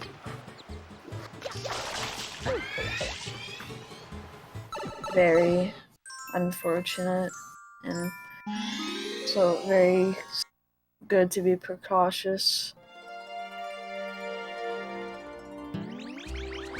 Oh, Arceus game over. Yeah. Wasn't able to see that due to the lag. It's a rough one. Now he's gonna have to make the movement back in there and everything. He's definitely having a rough run right here, but He saved though. Very, very smart idea. it was the right call. It was the right call. And Doge onto, I forget this boss is called. It's a King Boo. He looks weird though. Yeah, I forgot if it was like what the thing was. Yeah, King Boo. Even though this game came out in 2002 and Luigi's Mansion came out in 2001, he has this weird design. Not sure if they just wanted to have a different design because it's a Mario game. It's a lot more colorful than the dark design of Luigi's Mansion, but he just looks weird. Yeah, he has like a weird overlay. And getting the pepper first thing. Yeah, he's just a very weird. He has a weird tail and everything. Not a big fan of this design, but it gets the job done. It gets the first. Overlay, which looks very odd. Yeah. His eyes are like weird in proportion to his mouth.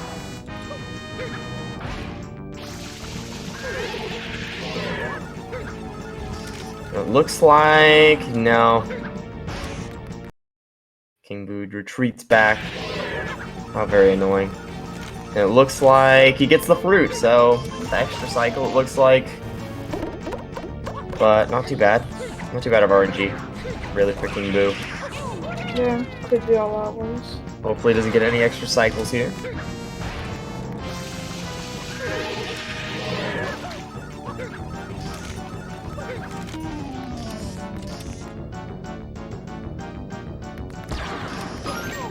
Alright, perfect. Makes King Boo go back. into his next phase, so hopefully he can get the fruit cycle now. Typically does a cycle like that after. Does not get it. Has to re-roll again. Extremely annoying. Getting, looks like maybe 2 or 3 extra cycles in this. Gets the fruit. It's a few extra cycles, but wasn't too big of a deal. It could be worse. It could be very much worse.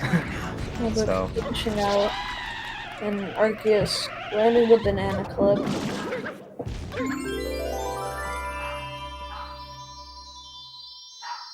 So both runners nearing the end of the run.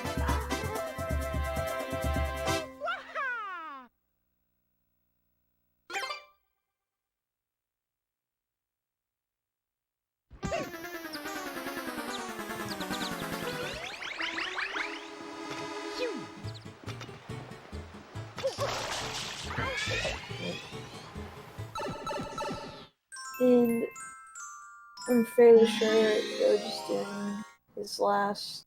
Okay, nearly last. Shine and Serena, then he's on to Noki, then Corona, who finishes the game.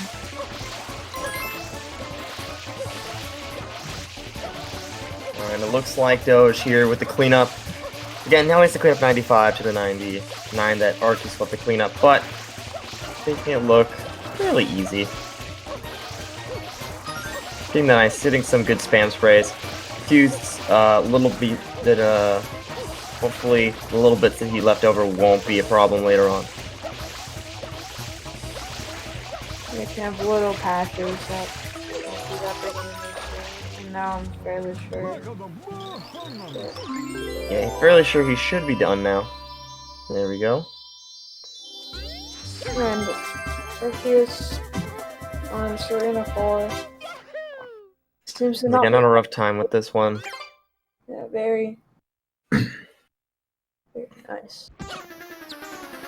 We will be heading out of here and into King Boo.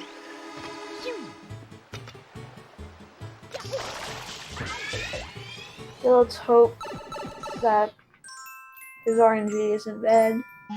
Yeah, hopefully he doesn't have any extra cycles. That could help him quite a bit still. Doge lost quite a few seconds in extra cycles. Nothing too major, but definitely 2 or 3, definitely 2 extra cycles it looked like.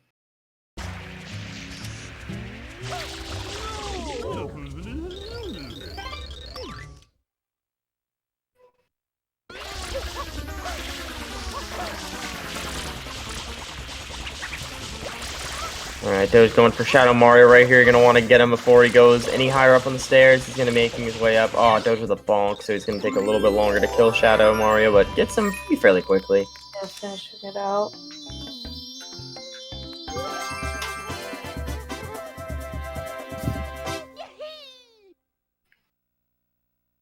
But it looks like Arceus will be heading into this next section. Hopefully no extra cycles. I know he's been having a rough run, but he's definitely going to finish it out strong. Get your favorite streamer's bless emote out for Arceus. As the global emote has been gone for a while. There we go. Put myself because I'm a narcissist. Good job.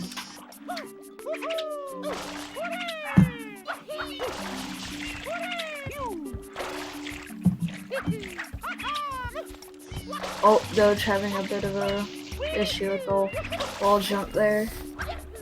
Make it up here again. Noki has a few notable skips and such. For example, later you'll see. Much later you'll see Shadow Mario is going to want to kill Shadow Mario quickly, because if he doesn't kill Shadow Mario at the beginning in that section, he has to basically kill him a lot farther up on this mountain. So there's quite a few small things here that lose quite a bit of time when you mess up. Again, he'll also have to do the eel here, and he's definitely going to want to clean as many teeth as possible, possibly 5 within the first instance of being within the eel's mouth. And he's also going to want to go for the cutscene skip, most likely, which saves quite a bit of time. Yeah.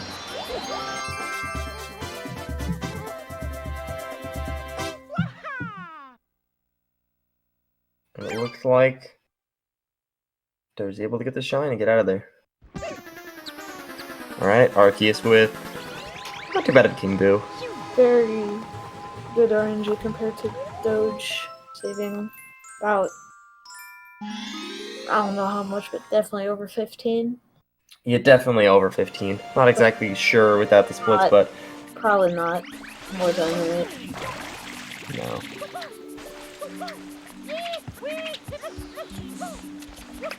And also another fun thing Doge gets to do here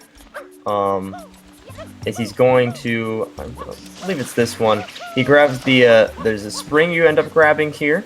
Yep, he'll be doing that right now.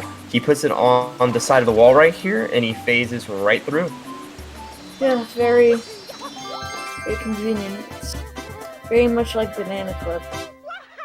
Yeah, it's not too crazy difficult, especially of a runner of his level, but it's another one of those cool ones that allows you just to get to shine extremely fast. Yeah, most definitely.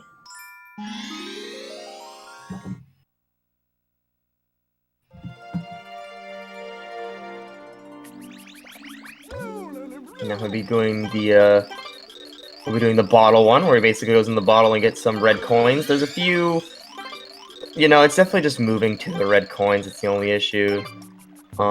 Sometimes you can miss a red coin, lose a few seconds, but fairly easy shine. There's a lot of text, and Italian helping out a lot with that.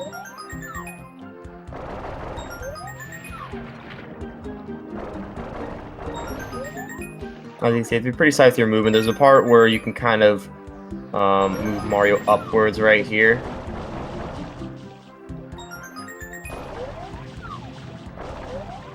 And he'll be going for the last one. Very quick. Yeah, pretty quick, no issues at all. Not too crazy difficult of a shine. Arceus nearly done with Serena. Into Serena 7, the final shine, just entering in. We can be done with Serena. Serena's been a bit of a headache for him this run, so he'll be very much enjoy going to Noki.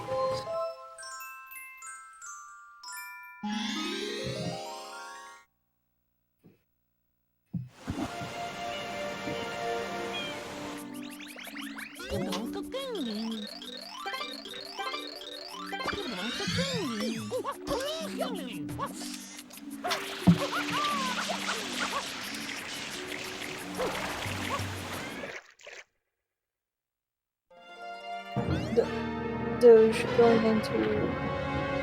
This will be going to the eel. Yeah, the eel. I forget if this one's hard or RNG dependent. Not so much RNG dependent, it's just difficult. The teeth, cleaning as many teeth as possible within each of the cycles is definitely difficult. You want to clean at least 5. Some people clean 4 at a lower level at first, and you go and get the rest of the teeth. But it's just depends on your level and preference. Also, he'll be trying to go for a cutscene skip here, where basically phase a little bit out of the eel's mouth near the side, which will allow him to skip the cutscene and not get it. The cutscene's fairly long, so you really don't want to get it.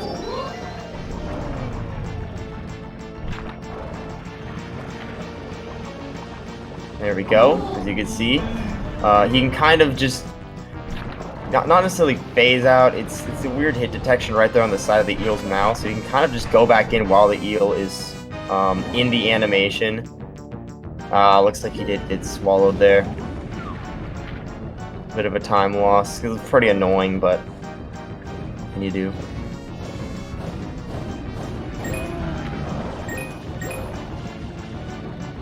We're getting some extra coins here just in case. Definitely still gonna want to get the skip here. Gonna want to get the tooth. Going a little bit of ways down right here. Probably just waiting for the next cycle now. Yeah. Yeah, just going for safer strats, so just trying to get the teeth clean, and then... Yeah, looks like he's gonna probably try to get that tooth cleaned while trying to Make sure he's not getting swallowed again. In the next side, there we go. Goes out the other side. There he is. Be able to get the other tooth, and looks like he doesn't get the cutscene skip, but hey, he finished it up. That's all that matters.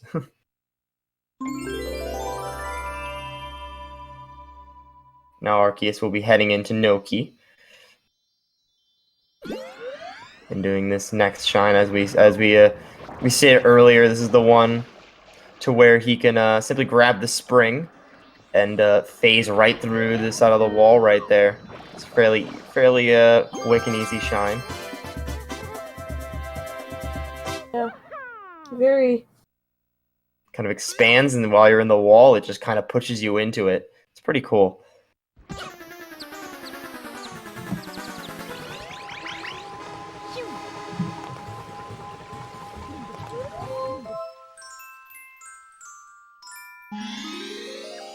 Really sure on Noki. No, on Noki 7. Very ahead of myself. And it looks like he'll be doing the Il Tantissimo race, which is one you can you could cheese it a lot. You could just kind of head across the water, while with some platforms and such, and just kind of make your way over there much quicker than he can.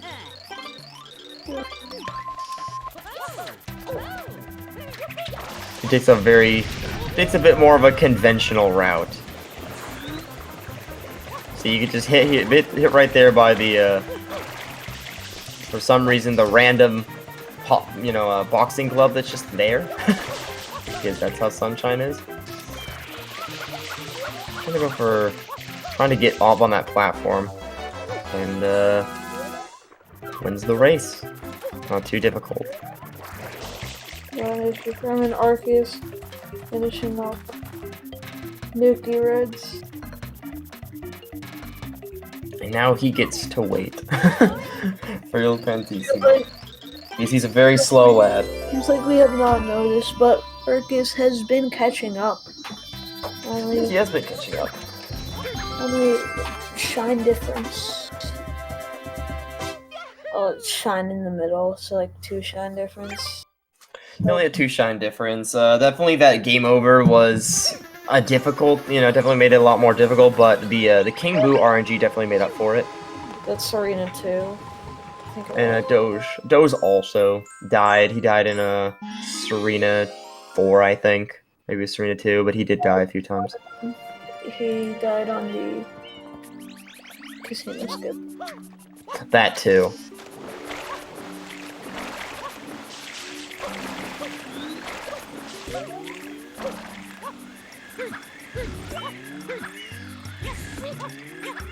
Alright, Doge making it up here, fairly clean. Trying to make it up on that next tightrope. It can be a little bit difficult sometimes. And you'll be heading into another secret stage right here.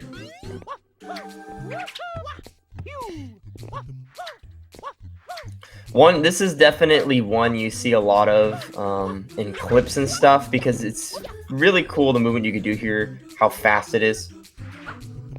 This is typically one that people really enjoy running. Ends up falling down there, which is a bit of a pain, but not too big of a deal.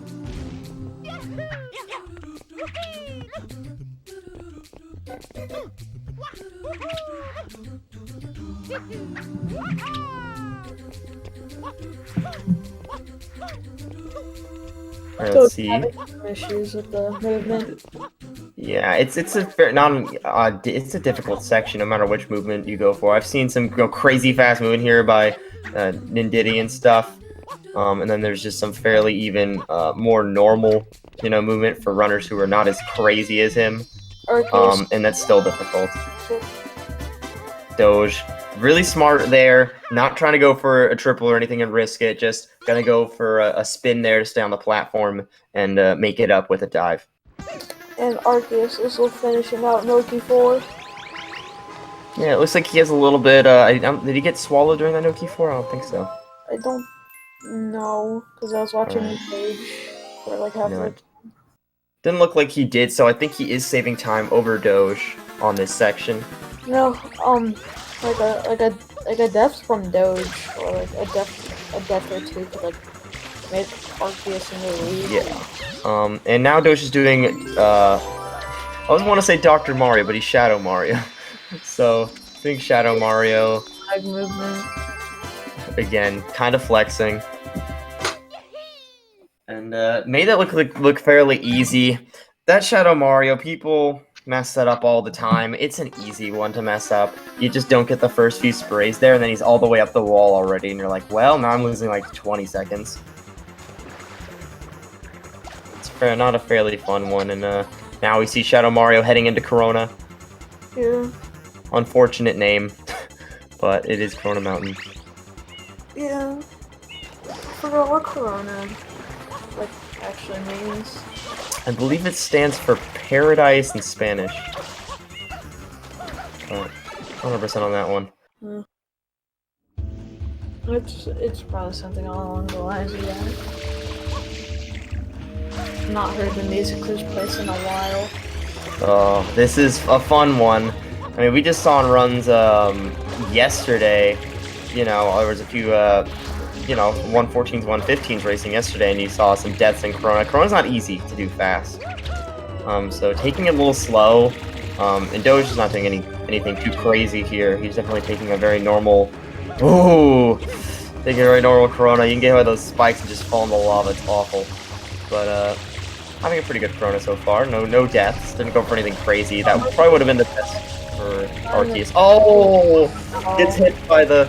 Yeah, it's gonna be that. Unless he's able. No, it's a death. Yeah.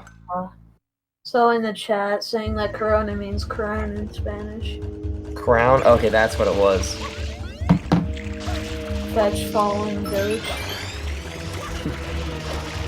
with his Metroid 1 secret, the Justin Bailey secret. And Doge another death. Again, this is good for Arceus. Yeah, this is This definitely gives him time to catch up. Yeah, unfortunate for Doge, but very good for Arceus, but let's not forget that we have a 59 in Odyssey. And yeah. I believe it's a 1 hour time from Glassfang, yeah. I'm pretty sure like mid 101. Oh wait, no, you're right, it is mid 101, I remember.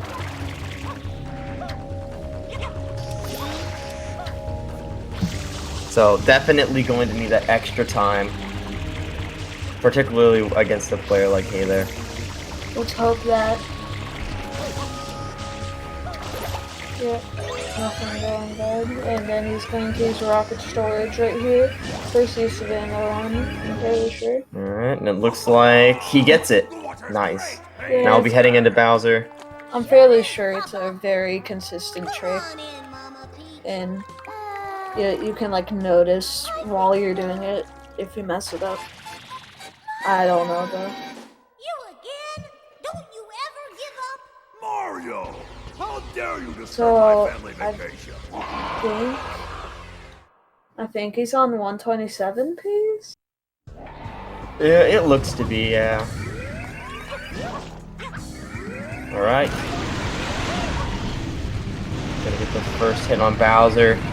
Some of the geometry here is weird. When you're running back, it's good that you do the dives and not try to actually jump on any of those platforms over there. It's awful. Also the goop. You can get hit by the goop here. Typically doesn't kill you, but it does slow you down by quite a bit, so you're just kind of in a not so great position. Unlucky and just get hit by it. Yeah, but you kind of have to dive here, because Bowser Fire. You kind of have to dive there, because some of the geometry on that falling platform you could just phase through, and there we go. Doge the 127. Let's say 127.43. Yeah. Not bad at all. Now Arceus onto Corona. Now he will be making his way onto Corona. He definitely can get a. He can. I think he can beat.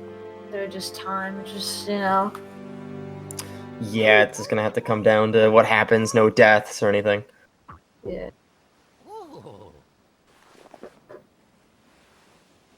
But now Looks like we'll have Glass Fangs heading on SMO. I'll be heading on to SMO. Pretty fun speed game in my opinion, but I'm biased.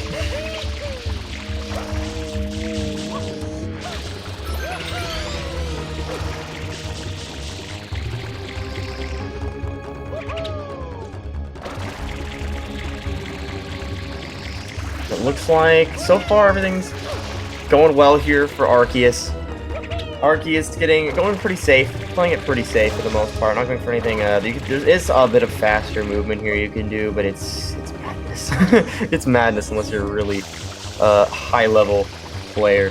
Arceus though with really clean movement right here. Then he's making his way with the boat. Hopefully doesn't hit the pillar like Doge did earlier. Doesn't seem to be hitting the pillar. Yeah, he's gonna make it all the way over. No issues here. Gonna go for the rocket nozzle storage. Like we mentioned earlier, pretty consistent. For the most part, sometimes it's gonna be a little bit of a pain, like there, but looks like Arceus will be able to finish this out. This will beat Doge. Yeah, I don't think this end up will. Might be a few seconds behind. It looks like based on when this cutscene's gonna end. But still, really clean run. Sad Doge to be like that. So we switch into glass. I mean, yeah, I assume. I assume he already started. Looks like getting the first Bowser hit, no problem here on Arceus. Arceus is then going to didn't cascade. Okay, yeah, I assumed he would be a good distance already.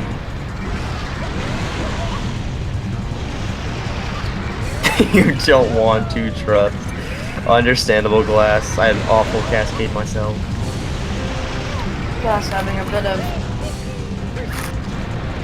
low self-esteem. Big feel though. It's understandable. 127.52. Time to pop off. Hey there is what Arceus puts on the screen. We have fairly close race between these two. Good support from team members. Hopefully, Hey There will be ballin' as his team name should. They do need to be ballin' if they're gonna win.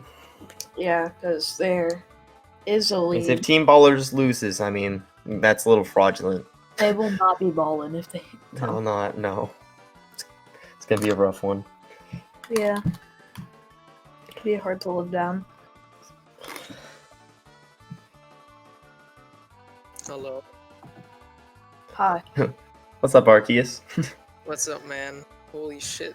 That was an interesting. Looks like we have a moment here. Yeah, very interesting. Yeah, you and Doge had a pretty interesting time. Yeah, very. Oh yeah, I dropped the ball. Nah. I mean, you didn't. You guys got the same time for the most part, only 9 seconds off. So you know, it is what it is. Yeah, I know. You had a few rough deaths there. You had that game over. Yeah, that I thankfully saved. I forgot if I actually started with memory card in, so theoretically I could have just lost the entire run, the entire thing right there, because if I accidentally didn't start with memory card in, I could have just lost it right there at Serena 2, and then I would have had to restart. Yeah, it's really good that you kept the memory card in. Yeah, I guess. I don't know, man. I that was a really inconsistent run, I guess, but if either pops off right now, then we can still win this. Yeah, maybe. Yeah, you can. And it happens in races, you know. Sometimes you're just like you maybe do a run before and you get a great time, and then the race comes around, you like 3 minutes behind or something. It just happens, but the nature of races. But GG overall though, still a good run. GG. Yeah, it was GG for sure. I think Ian showed up like 5 minutes after. Yeah. End. So, Doge had to step in because he wasn't there on time, right? If I got that correctly. Yeah. Like that. Yeah, he thought it was at 9 p.m., which understandable happens. To be fair to him, I woke up at 10 o'clock, which is 1 p.m. EST. Oh, so. okay. I mean, Did they already start the guys that are doing the Odyssey? No. That's why we could kind of do this for a moment Oh, here, okay. because we don't see the Odyssey yet on our screen. I assume that I assume that the SpeedGaming moderator on top of that. So Yeah. Yeah. wait Also, I'm quick assuming moment, though. this tournament is in summed up times and not RTA. Yeah, it is. I believe. But like, my run started off fairly okay. I just got a bad pattern on PD. Then Yeah. in Pianta, I Both didn't of get you the had medal. like near identical RNG. Yeah, you both got really bad RNG during these runs. Yeah. But it's very good that you both got it, so it's a even playing field. Yeah. King I Boo guess. didn't seem too awful in comparison to Doge's. Doge had some really bad King Boo RNG, where he lost a lot of time. Yeah, I saw that. That didn't look too good. Yeah. Pianta So you was got- like okay. Then I did honey skip, but I dove way too early and just got right and fell right into the cutscene without even having the even being able to attempt honey skip. So that was quite interesting as well. Yeah, Doge also missing honey skip. It was not the kind of run for it, but good job on EYG. Yeah, the Didn't have any UIG was issues. pretty good. Yeah, I die in the secret, but like UIG itself, that was a pretty good UIG. You end up saving time over Doge there. He had a situation where it didn't the enemy died as he entered, so he had to Oh, completely go back and yeah. One of the stews died on him. Yeah. yeah. That does happen with 3YG. Like the smaller stews, they do like to randomly die when they're out of bounds sometimes. It's kind of weird. Yeah. Sunshine is just weird in general. There's a lot of weird properties in this game that don't make a lot of sense, and that's definitely one of them. Yeah. Yeah. We should be getting SMO fairly quickly. Well, I'll be leaving the call now since SMO is Yeah. about to start. Yeah, yep. Good luck to both runners that are. Pop off, hey there. You got this, man. Pop off. One Okay. thing I would like to mention before the run starts for SMO, and me and Tiger, we both speedrun Odyssey, so we'll have the most game knowledge in both of these. Doge rating, go fast glass. But basically, before the run starts, runners will set their system clock at a daylight savings time day and set at 1:53 a.m.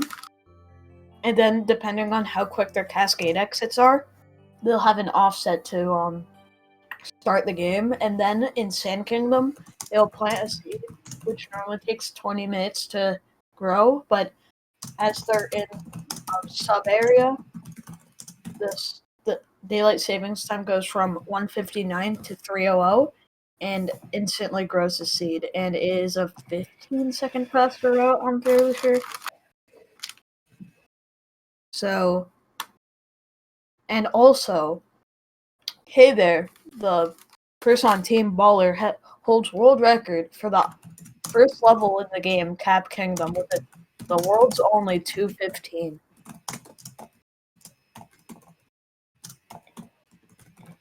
So we're going to be seeing some elite gaming. But yeah, now we just wait for SMO to start up.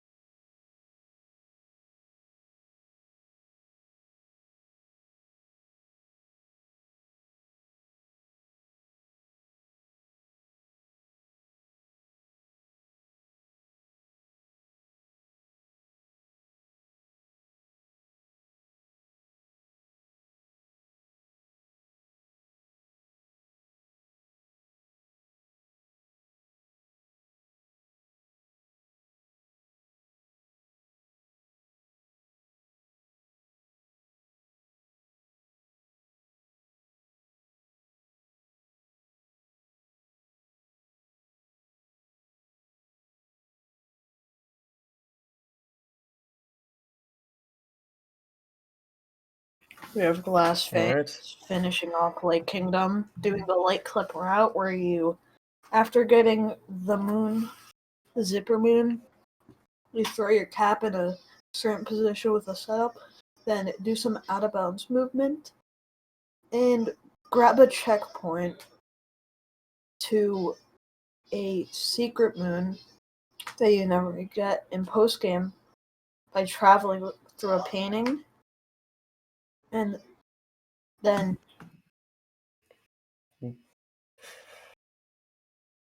you grab a chest moon from under, then TP up to the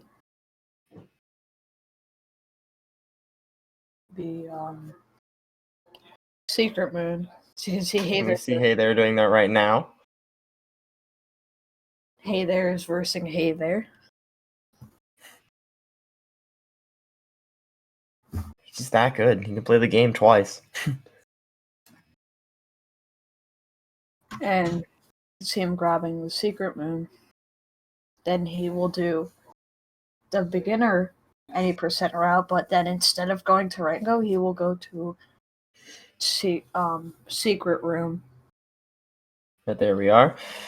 And it looks like Glass Things at the beginning of thing is in wooded. about to go to Nut Clip, a out of bounds clip that you can only attempt once due to it being used with being done with a moon. So if you mess up, you have to back it up with Goryo out. Yeah. As Bree said, there's quite a few. There are a few moon clips in this game. There's one here, and there's also a notable one in Snow Kingdom. You might see it during this run because It is both these players are high level. It is not that important, but is used at a top level in the World Peace category, which is a category where you defeat all the main bosses in the game. It makes it a lot easier doing that clip because there's like 4 clips technically. Typically, there's only 3 that people really go for. It's technically a box clip, but there's like 3 main clips in that category. So that one's the easiest one and the fastest one that we can all see is an any percent. All right. Nice move in here by Glassfang and Nut Clip. He's gonna shimmy his way to the ledge, gets the moon. Not bad at all. So one fun part of that is that it's very easy to mess up there. So Glassfang taking it careful, pretty reasonable. Yeah, and jumping up that ramp, which you would normally need to use a rocket flower for, but is not there, but you can just spam jump to go up all the way up. And yeah, now this is where you'll see this Nut Clip route merge with the normal route. And the moons you replace is the spirit boss battle, but you can opt for a route with spirit where you just skip Nut around the corner, which is near Flooded Pipeway. Yeah, it makes it it saves you about, what is it, like 3 to 5 seconds depending. So it really depends on how good you are at it. Like, that's basically with every trick in this game. Like, there's no tricks it's in a set amount of time.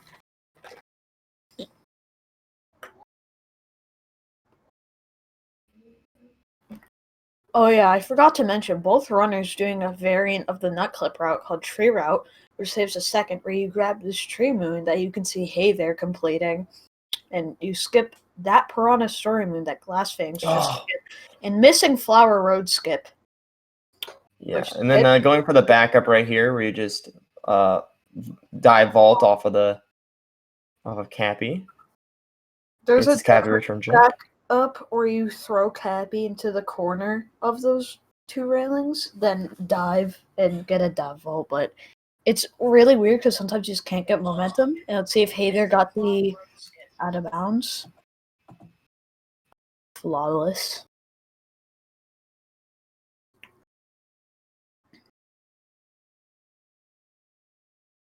As you can see, still due to the SM64 race, Glassfangs is ahead of Hey There.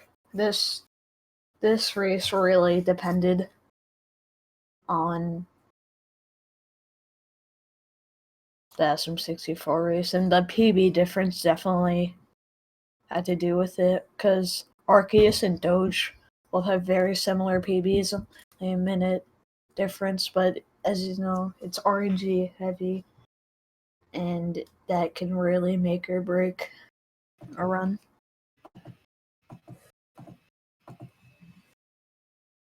Alright, looks like Glass Fang will be going to Flooded Pipes. Flooded Pipes is on a cycle.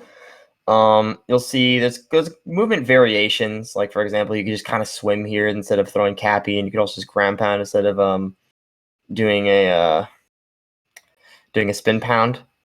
It's still make the cycle fairly easy.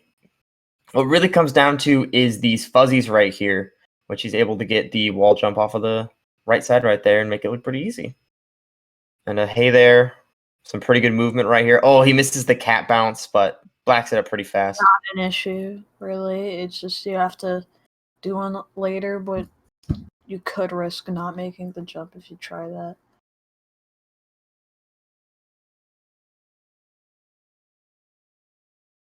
This one's another interesting section where basically he gets on the very edge, he shakes his controller, and then he makes it up.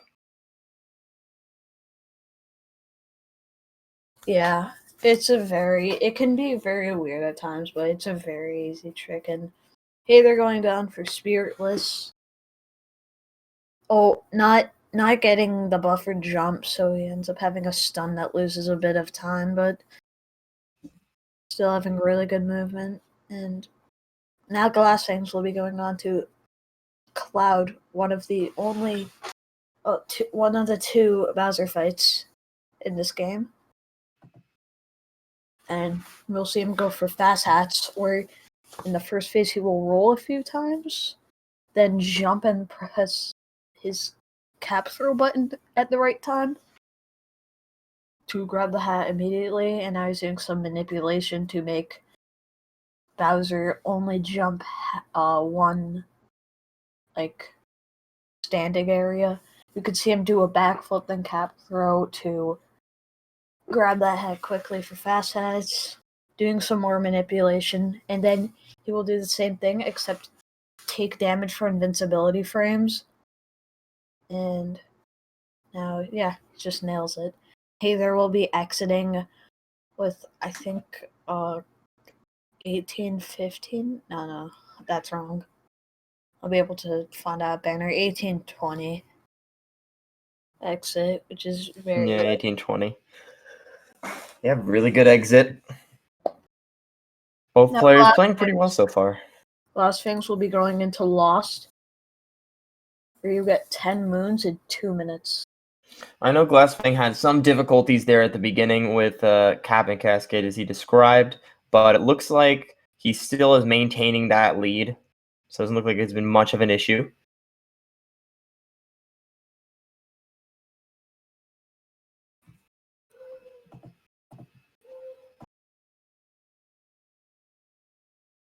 And you can see Glass Fangs going for a fast butterfly catch, which is a normal strat for top runners. But there's two options of movement there. You can double jump cat bounce or triple jump, which double jumping cat bounce is significantly easier. And oh yeah, hey there, going for the Cloud Hint Art to skip the Metro one. I think it saves a second. And he has to go for a triple jump on the cap, on the fast hat.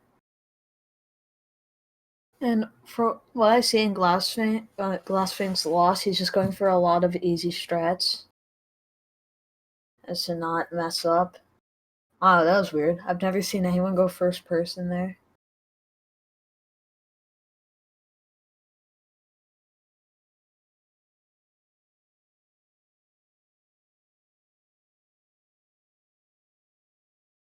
We're having a bit of a game audio issue, but you can. Oh no, Glass messing up cage triple, but having very fortunate, having a stump under him, so you can just go on to that, and then doing Deathless, doing the up throw, which is a pretty difficult strat, so I'm surprised he went for it, and finishing up Lost, and Haver will be doing the same.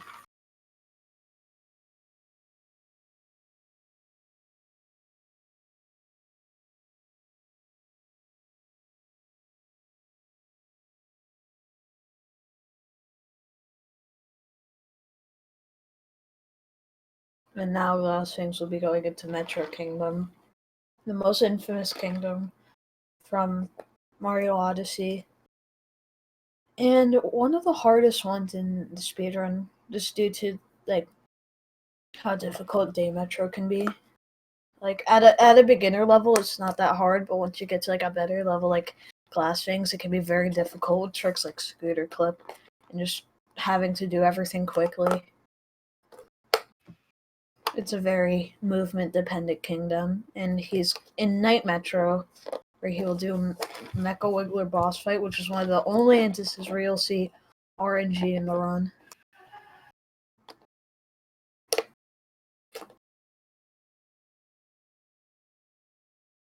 Okay, they're having to take a wall jump on Deathless. Not that big of a deal, but still something that happened. I'm gonna go for and he missed the Goomba. I'm just not gonna say that word. You know what it is.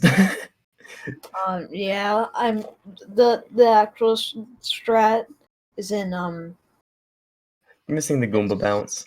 This place. It's Goomba intercourse. That's all. That's a way to describe it. But yeah, Last ends up missing it. Has to fall down. Difficulty.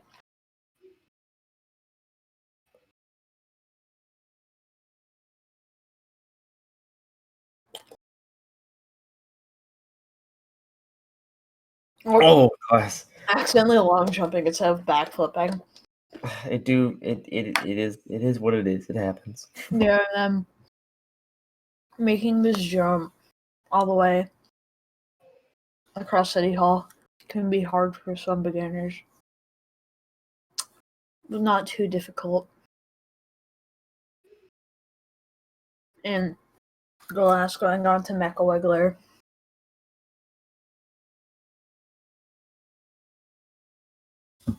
Having a pretty unfortunate first phase, but not that big of a deal.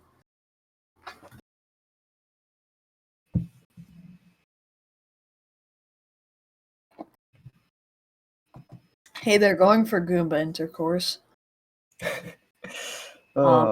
Nails the trick.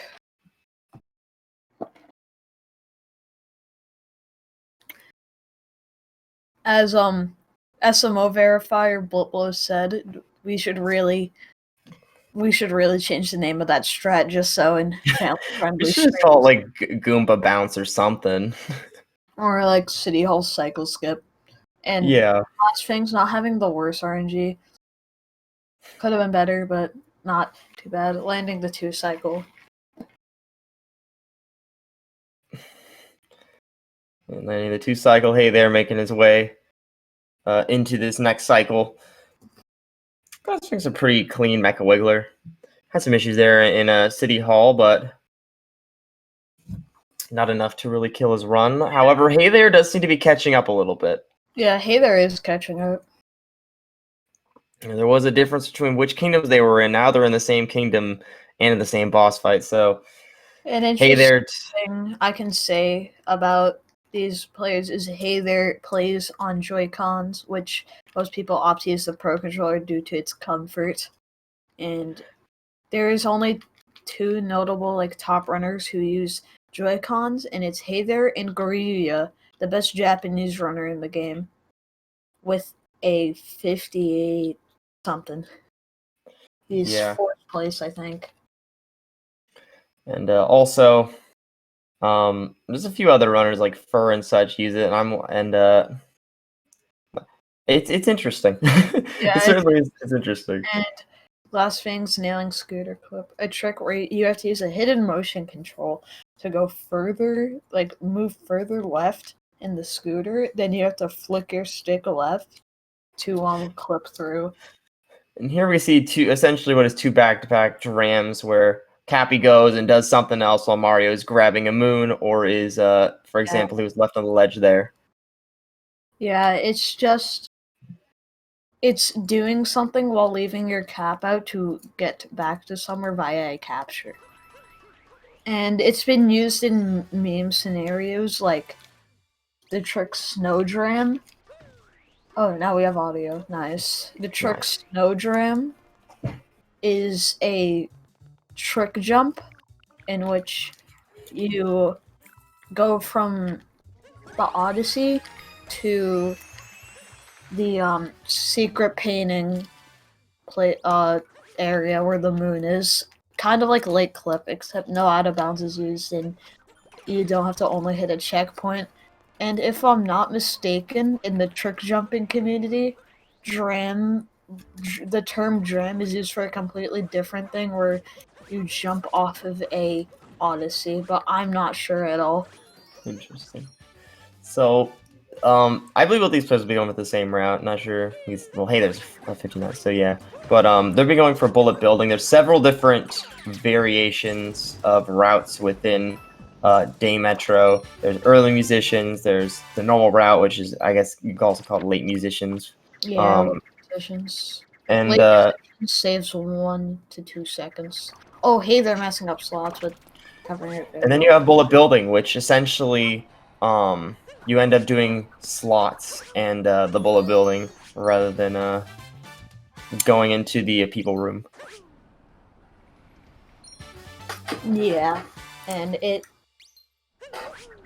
Wait, you don't do it inside the people. You skip the like gardening area. Yeah. The bassist and hidden in the scrap moon is there, and the only reason why bullet building saves time is due to not having a story moon animation, which we have seen multiple times where Mario and Cappy like circle around the moon and like show it to the camera. And yeah, it's just it's a very lengthy cutscene. You'll see Glassface going for the Metro hint art, while Hayther will not be due to him collecting the Cloud hint art. Yeah, they're going to need this hint art so they can buy a moon in Snow Kingdom, which is there's 2 moons you have to buy in this. There's one in Wooded and then one in Snow Kingdom. Obviously, they're quite a bit faster in the context of those 2 kingdoms. Yeah, and depending on if you do Snowdram, there's 3 different routes, and actually technically 4 if you want to put it like that. There's 4 different routes that you could do in Snow. One being the beginner one, where you don't do Snowdram and instead go into an extra barrier room. Then there's Snowdram route, where instead of going into that extra barrier room, you collect the Snowdram moon, and you end up going to shop later instead of earlier. Normally you would collect shop moon as your 3rd moon in the beginner route, but in Snowdram route you collect it 2nd to last, so 9th. And there's Ice Clip route, which is very weird, and you collect Snowdram, you collect shop moon early because you're in a out of bounds purgatory area. Well, it's technically you go out of bounds to get into a purgatory area, and then you have to warp to the Odyssey to complete Snowdram from there, and then I guess you could do an ICC route without Snowdram, but no one does that. It's really sounds a madman. It's really there's no purpose.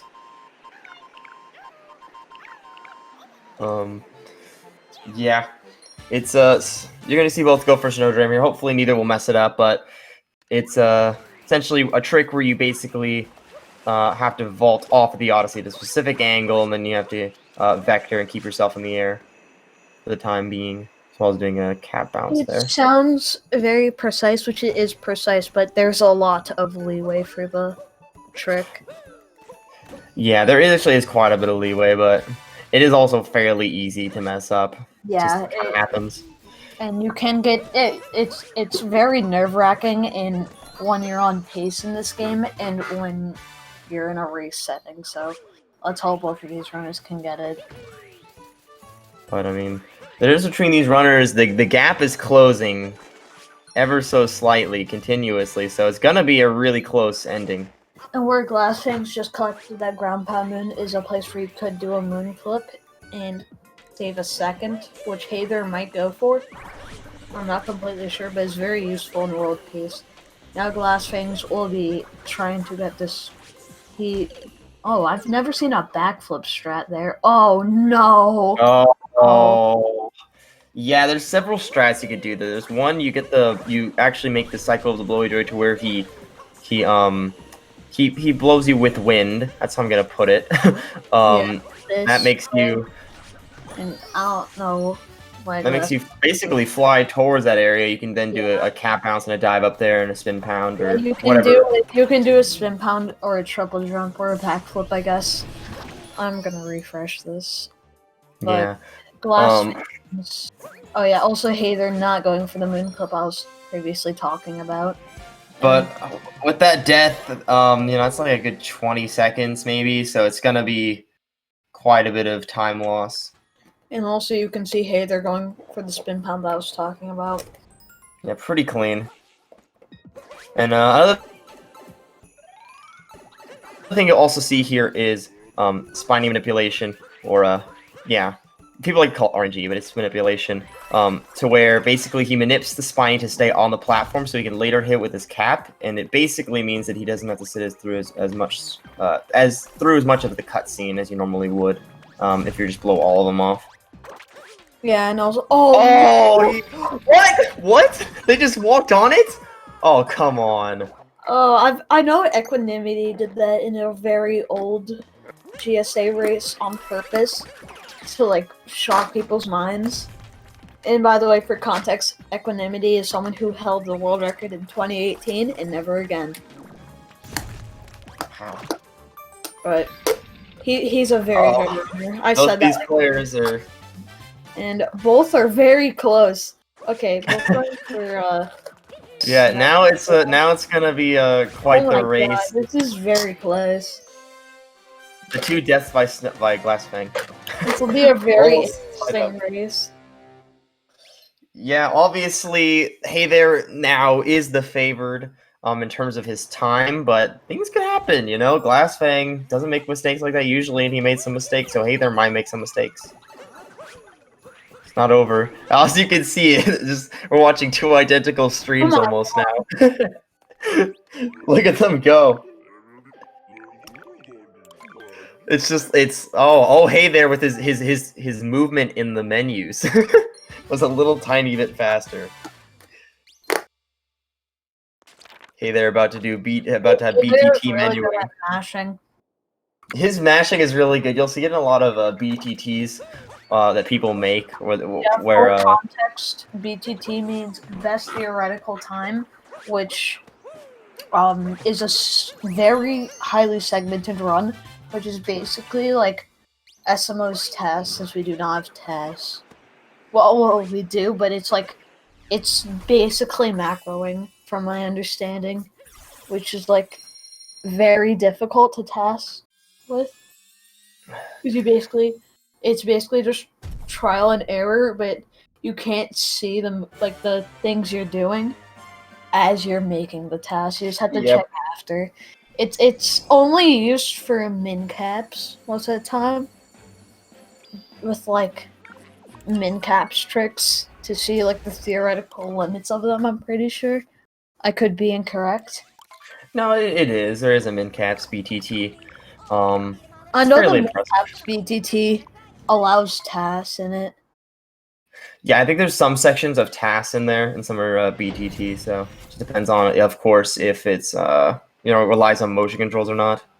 Oh, hey, they're not getting a buffered spin pound, so having to awkwardly back. Oh, both runners having some difficulties on the first moon. It's that jump is fairly easy until it isn't. Till the one time that it isn't. Oh, hey, they're not having the greatest time with Rumble Room. You could see Glassfang is getting a lot more smoothly than him. Yep, this goes for a dive. And was going to be a fairly close race. No matter what, even if someone makes a glaring mistake, the times are going to be fairly close. Both runners move in and ride the jet stream. Hey There. Again, and you're gonna start seeing it. It's no diss on Glassfang, but you're definitely gonna see how Hey There, has a bit more. He's a bit faster at the game. Hey there is attempting to skip the 58-minute barrier and go all the way to 57, which only 2 players have a 57, and those players are Mitch and Tyrone. Yep, and it's fairly difficult. Yeah, it's very optimized. The world record is a 57.54, and the second place is a 57.57. So, it's the most optimization we've had in this game since Sub Hour. Because this game is not very optimized. Like it has. It's still very young. Very long way to go, but Sub Hours was when it's at like its peak optimization. But it still wasn't that optimized. Like, for example, in Necrovita's first sub hour, he lost 6 minutes. Not 6 seconds in the pillar room. Right at the end of the run. So it wasn't like insanely optimized. And I'm pretty sure he also lost 10 seconds in Wooded. So 59-59. What a crazy run. Yeah, that was the Chad Necrovita. Pulled off a 59-59. Oh, Glassfang missing the moon. Glassfang's having some issues with getting them in and out of bounds. I almost had to stop myself and say star because I'm used to having to do that for 64. So, what just happened there, essentially, for anybody who's not as familiar with the game, they just did fish clip, which is a fairly easy clip where you just clip to the ground right there. You put the fish there, you move back a bit, throw Cappy at the fish, and you just make your way downwards with holding downwards with Y and then spamming kind of spamming B.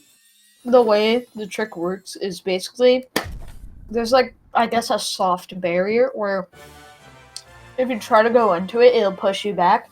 But you can cancel out that by just uncapturing the fish, going into it, then capturing it again, then going into it, then capturing it again, and basically that fish has some time before it pushes you back, like about like half a second, I'd like to say, where you can just go through without getting pushed back. And hey, they're going for a RCJ triple jump, messing it up, but salt triples very swaggy. But also saves time. Oh no! Glassfang goes for. He looks like he's going for salt triple, but also messes it up. Yeah, and let me explain roll capture taken. But roll canceling is basically where you press Y and B, or X and A, or X and you get what I mean. Just jump and tap throw at the same time while rolling, and it cancels out your roll and gives you Oh, hey, they're going for Spiritless route. Hey, they're going for Spiritless route here. Okay, I'm gonna finish my explanation of roll cancels, then get back to it. And basically, you get maximum speed immediately, and you can use it to gain speed, cut corners with keeping your speed, or clipping. And hey, there is going for Spiritless. A very recently found trick, like about half a year ago, it was found. Well, the trick wasn't found, the route was discovered, and it is a route faster by, I think, 7 seconds. But it's very hard and involves a lot of hard movement. The first one being that roll canceled jump that he did. As you can tell, he's going to do slots. And also, there's another wonderful section where basically, normally you'd spawn the platforms in that area, but there is an invisible block there, actually. The blocks are still spawned in, even if the platforms have not been spawned in yet. So, he can just It's very hard to explain, but it will be a lot easier to see. The name of the jump I don't think can be said on the stream. No. As you can tell, the Odyssey community has a very interesting sense of humor. Informal, I guess you could say. And also, due to not getting the Spirit Storm in, the Potaboos do not spawn, so you have to do some jumps to skip over using the Potaboos. But it still saves time. As you can see here, he's going to be able to skip one of the forks here and just make it right into the alcove right here. Makes it fairly easy, and normally you'd have to go all the way around here, but nope, you could just jump. It's like 10-year-old.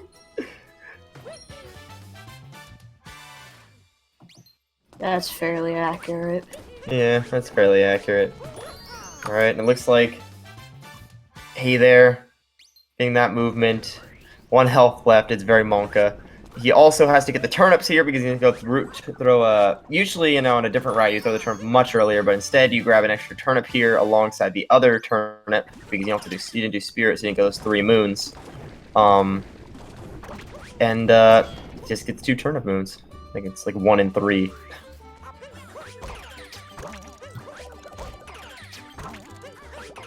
Actually, there's 2 names for the jump that Tiger was talking about before. I just remembered, and both of them you cannot say. Yeah, they're both awful. Yeah, but famous Japanese runner Goriya described it as running on a treadmill when trying to explain how to do the jump to someone, which makes no sense. It is like very lost in translation, so sometimes people call it treadmill jump. Yeah, very much lost in translation.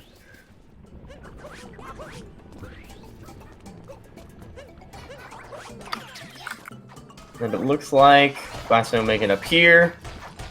Yeah, decent cheese. Of course, you're seeing 2 very different routes, and right now you're going to see something that's very Monka from Hey There. Where he's going to see terminal illness jump.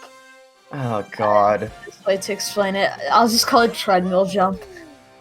He successfully gets treadmill jump. Very easy. Very easy on his part. He makes it look easy. And then in Podoburu.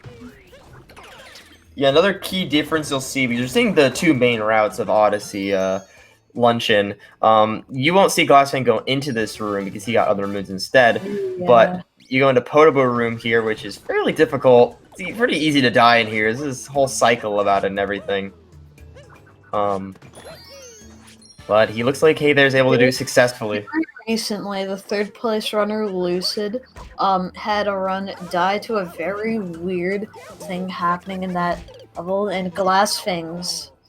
Oh no. Oh, the death. Oh, yeah, that sometimes happens. And now Hey There is going into the final moon and launching the spirit route. You will not be seeing Glassfang's go for it. So yeah, he doesn't basically skip both of these multi-moons, so you skip, obviously all those cutscenes and everything, which, is quite a bit of time loss. And also, the reason why, I'm fairly sure it would be faster if Hey There would be able to go for the Meat Moon, which is the fastest multi-moon in this game. But the reason why he cannot go for it is because he didn't previously collect the other story moons.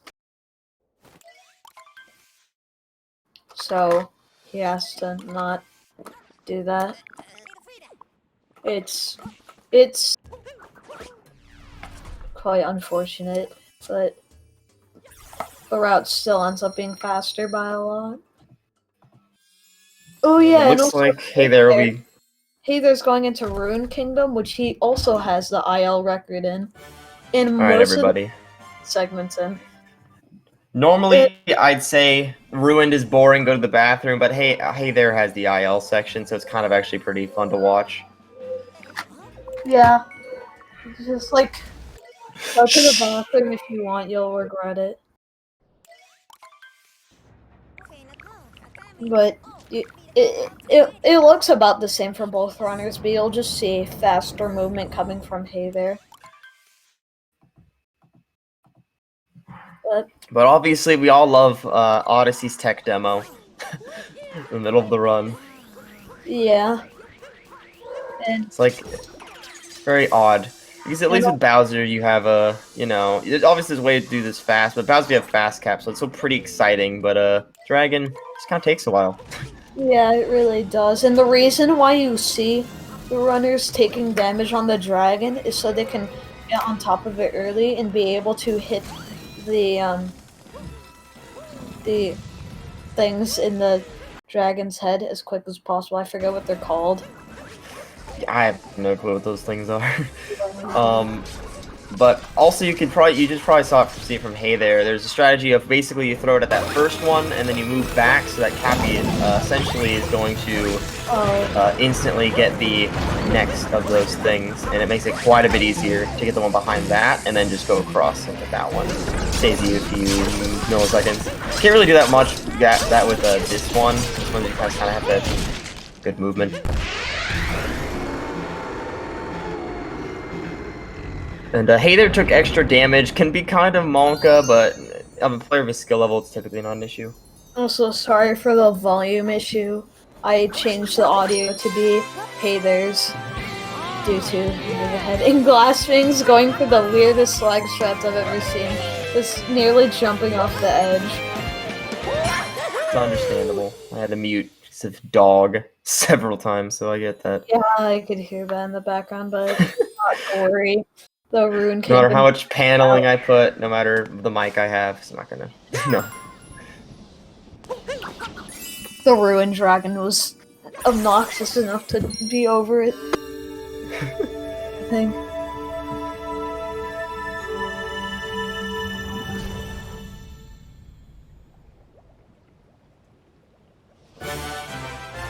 Alright, and it looks like Hey There will be heading out a dragon again. You see this in quite a bit of the runs we've been seeing. I think it's been a consistency, is that, you know, Mario Sunshine, a lot of people come out of that with, and that's how it kind of evens out, is that, you know, a lot of people come out of 64 Sunshine, you know, ahead, and then the lead change might happen in SMO simply because it's a lot of almost SMO players in this tournament. Yeah, well, Hey There, I think he goes for Bird Ram. There's two different no, he does not.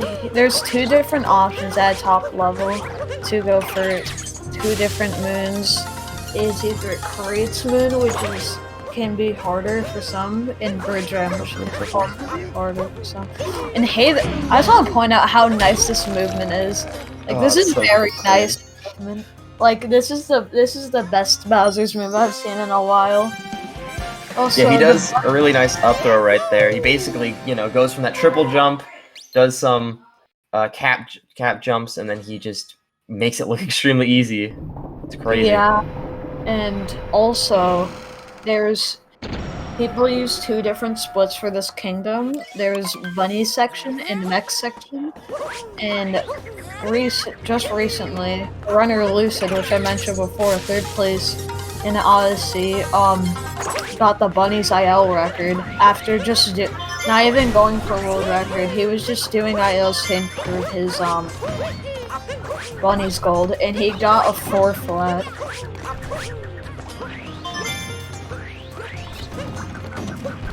And you also notice some route differences here, and differences of movement. Obviously, you saw earlier Glass Fang actually grab the bird instead of going up the other way. That's like roughly a second extra, maybe 2. I think. Wait, are you talking about Bird Ram? No. Did he go for Bird Ram? I didn't see that. I think he's a Bird Ram. Okay, then yeah, that's a reason to go for the Pokio then. Yeah, I know Bird Ram loses 0.3 optimally. Yeah, so it's fairly not much of a difference. Yeah, and also Glass Fangs will be going to strat. And here's another example of the Dram strat. For Bowser Dram, which is the hardest one. No, not most likely. It is the hardest one. Where you have to. It's really hard because you have to do movement without Cappy, which doesn't sound the worst, but it's pretty bad. And now, Hey There's on to Bunnies. And I don't even want to mention the Harriet and Topper. Oh god. Not. And doing first-person Harriet strats, and which can be pretty hard, but use setups with the first person. Like I think it's either the letters or the analog stick. Cause at the bottom, it says some stuff about how to use first-person mode, and spinners can use it for setups. It is used as a setup for Snowdrum. We align the analog stick with a texture in the Odyssey. Okay, they're having a fast first phase of Topper. Very clean. Very clean. Gonna get a jump right here. As you can tell, when his hat spawned, you can just simply jump. I genuinely think this may be a gold. That's pretty good. That was a really good Bowser's. I haven't seen any noticeable mistakes. It looks like he will also be going for Harriet. Oh, he faked us out. Oh, what is he doing? I think he's given up. I think he's Oh, he's just gonna give up. That sucks. See, Glassfang's on his casual playthrough, trying to decide which one he wants to go on. Oh, he went Topper first. He committed a felony. Both runners going for different things and like different bunnies first, and for whatever reason, the community cares about it a lot. So much to the point of where some people try to argue if one saves time over the other, just for their own camp. I've heard that before. I know like, that actually it's 5 frames, and it's like it's not.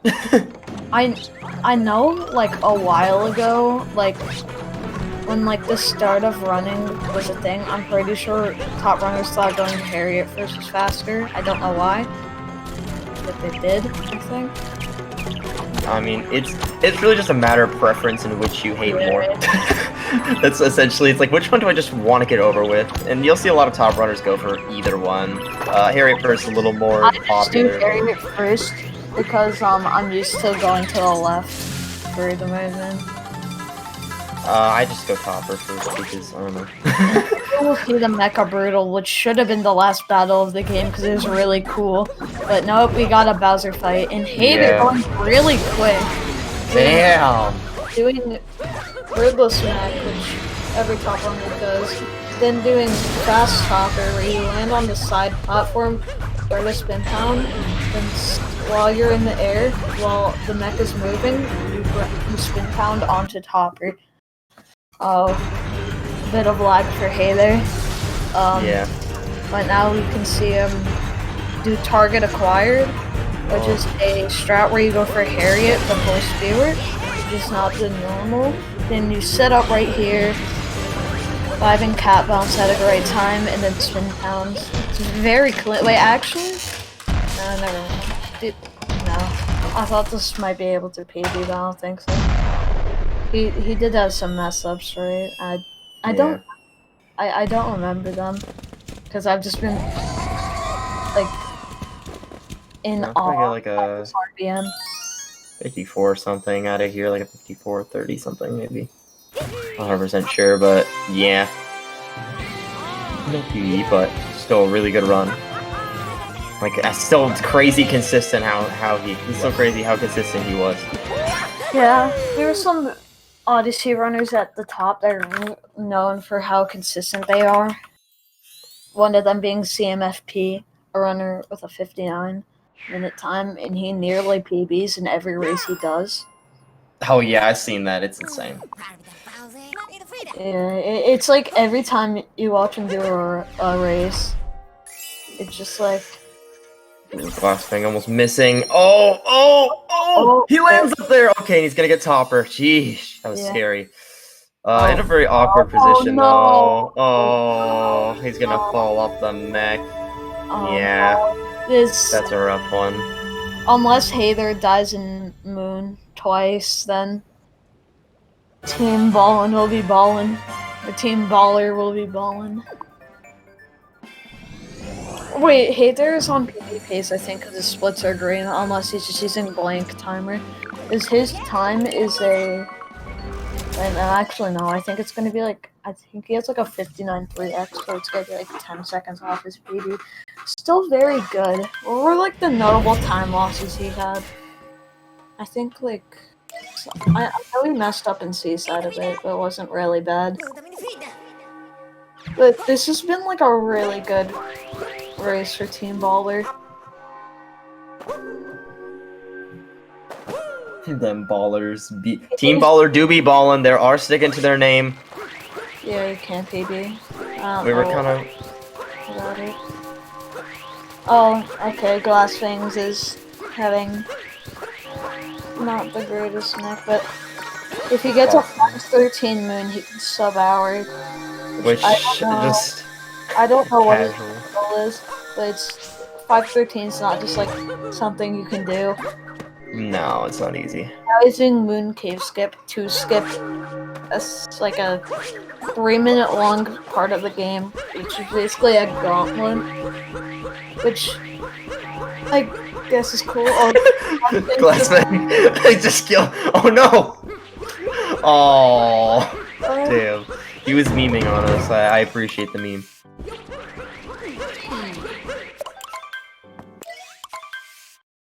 It is what it is, Glassman. We have bad runs. Even those who practice a lot sometimes have a bad run. I had a bad run. Into Bowser's. I know the feel, dude. I had the same thing happen to me. I was our team was a good bit ahead, and then I just had a bad run, and Dance ended up taking it. Yeah, I feel like I'm gonna end up doing that because I am the opposite of a consistent runner. I like last race I like didn't finish, but would have been like a 1:15, which is insanely horrible. When I did that. I have potential to 104, so I really should not. That's where I'm at. I got a 10-second PB and was the day before, and then nope. Did several runs where 106 and 107. In like 8 months, but yet again, I really don't play consistently. It is what it is. I understand the feel. It depends on what kind of person you are. Some people just PB like insane all at once. Some people just consistently get small PBs. I consistently get small PBs, so it's not. I get like minute barrier PBs like every year, and then just don't PB for another year.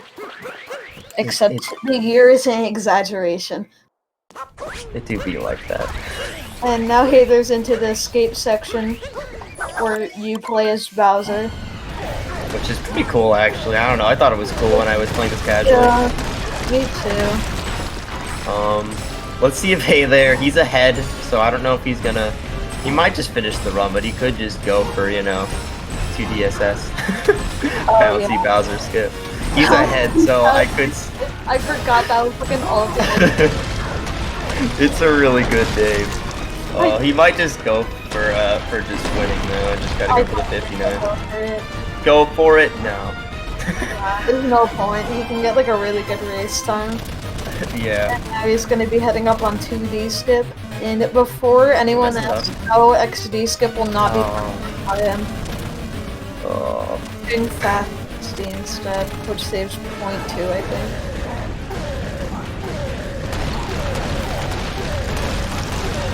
Alright. He might. He can. He can deny this. I think he's good at pillars. Yeah. He needs 58 he just needs just 58 pillars, yeah. Which isn't too incredibly hard for Hay there.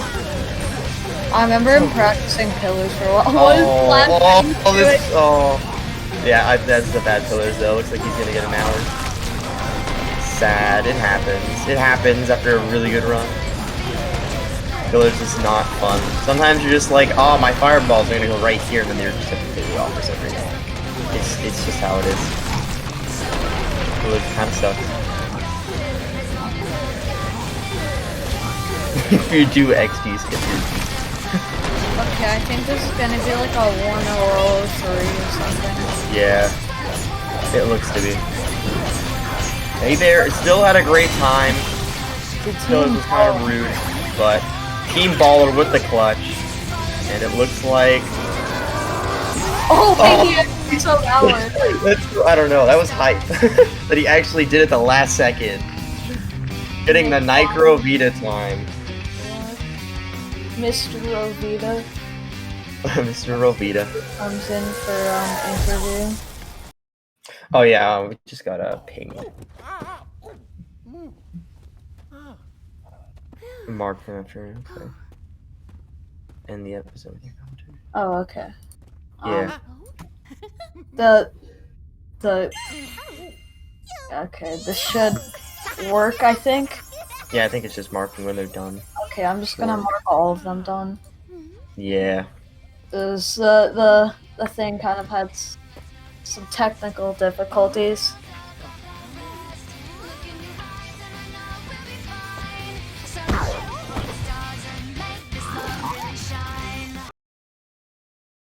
Let's just hope it works. Oh yeah, there's Hey There. All right, there we go. Team Baller is the winners. Yeah. Team Baller is ballin'. And again, Hey There, just a consistency game, just a consistent gamer. Very consistent. You could see why he's. You might think, well, man, he's trying to skip 58. What a madman! He's Hey There. Yeah. He's Hey There. That's all I have to Keep say. in mind, this guy has 2 IL world records, so like he's definitely capable of it. It's gonna be hard. I'm not gonna underestimate how hard it is. It's gonna be hard, but he can do it.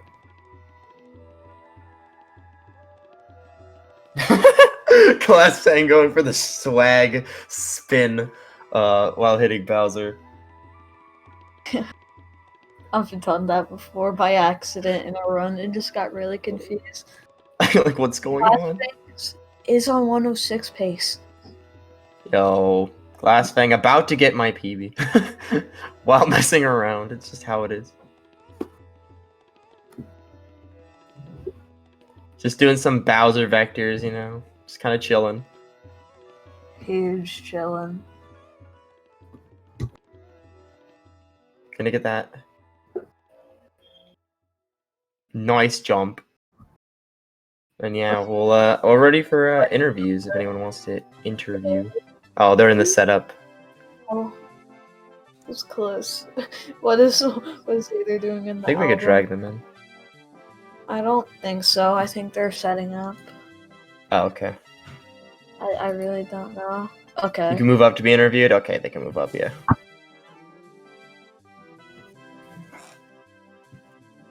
I guess we just wait for either now. He's looking through his clips. What kind of clips are we looking for?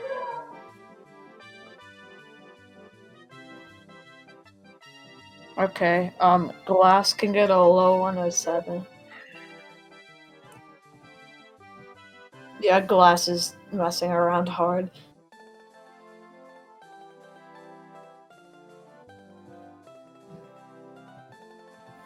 If Glass gets 47 pillars. 47 pillars. Yo. Yo, hey there. GG. Nice run. That was Ooh. I mean, you like, you got, like, how much off your PB? Like, 20 seconds? That was 34 seconds off of my PB. Also, Hold on, let me check. also, was that Bunny's, like, close to gold or a gold? That looked, like, really good. No, that was a 412, I think. No, What's your, 411 barely. What's your gold again? My gold's a 406, but I can do better. I didn't know. I didn't pay attention for all of it, but I saw some of it, and it looked really hot. But yeah, you clutched up, because, like, from the start on SM64, there was a, like, I think 2-minute disadvantage. Then Arceus and Doge were really close, so that stayed, and then yeah, he just finished out in 1 and became ballin'. So Yeah. Really good run. Nice clutch there at the end. yeah, Nice clutch there at the end with the 59-59. We thought you were like, when you missed that pillar at first, we're like, oh, he's gonna get an hour now, but no. Yeah. Clutched. I thought it was gonna be a 1:03 from the last pillar, but I don't know the timing completely. I wasn't even sure until, like, when I finished clawing.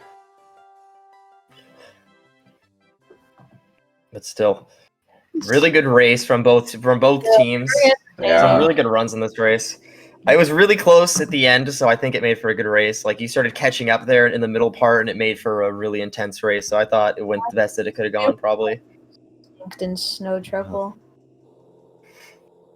Yeah, Salt Triple and what else? I guess Snow, just in general. Like, I lost 12 seconds in Snow to my PB and lost 10 seconds to Luncheon in my PB. And I was doing a 10-second faster route, approximately. So, yeah, I could have gotten pretty close to PB without those mistakes. Yeah, very, very true. But hey, still really good race. Still really good race time. So Yeah. GG to both players. Anybody else wants to come in for interviews? We're open. Glassfang. Anybody else? Even Doge. So Moose in the setup. yeah, Moose is in there. If Moose wants to join, we could talk about SM64 for a bit. How his run went. Hello, What's up? Moose.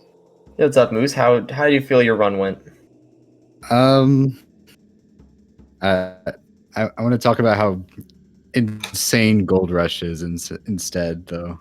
That's fair. That's Like, fair. Gold Rush is insane. A 48 in a race. What the hell? Yeah, that's just not very common. Yeah. Yeah. And the TTC gold was very crazy. He golded TTC. Yeah, he just golded TTC. I Just casually didn't golded even notice TTC. That's And crazy. he was only 45. What was it? 45 seconds behind. It's insane. Yeah, it was very. That was a very entertaining run right from the start. Yeah, that made for a much better race at that point. Because like it was really came down to SM64 and SMO because SMS was just even. There was only maybe like 13-second gap. 10. It was in the 1x area of difference. But so yeah. Did you have anything else to say? I think shoutouts to Gold Rush and GG. Shoutouts to all players. You guys all did I had some really good races today. So yeah, both teams and Team Ballin is ballin'. So bye. real. All right. Yeah. I think with that we can end it here.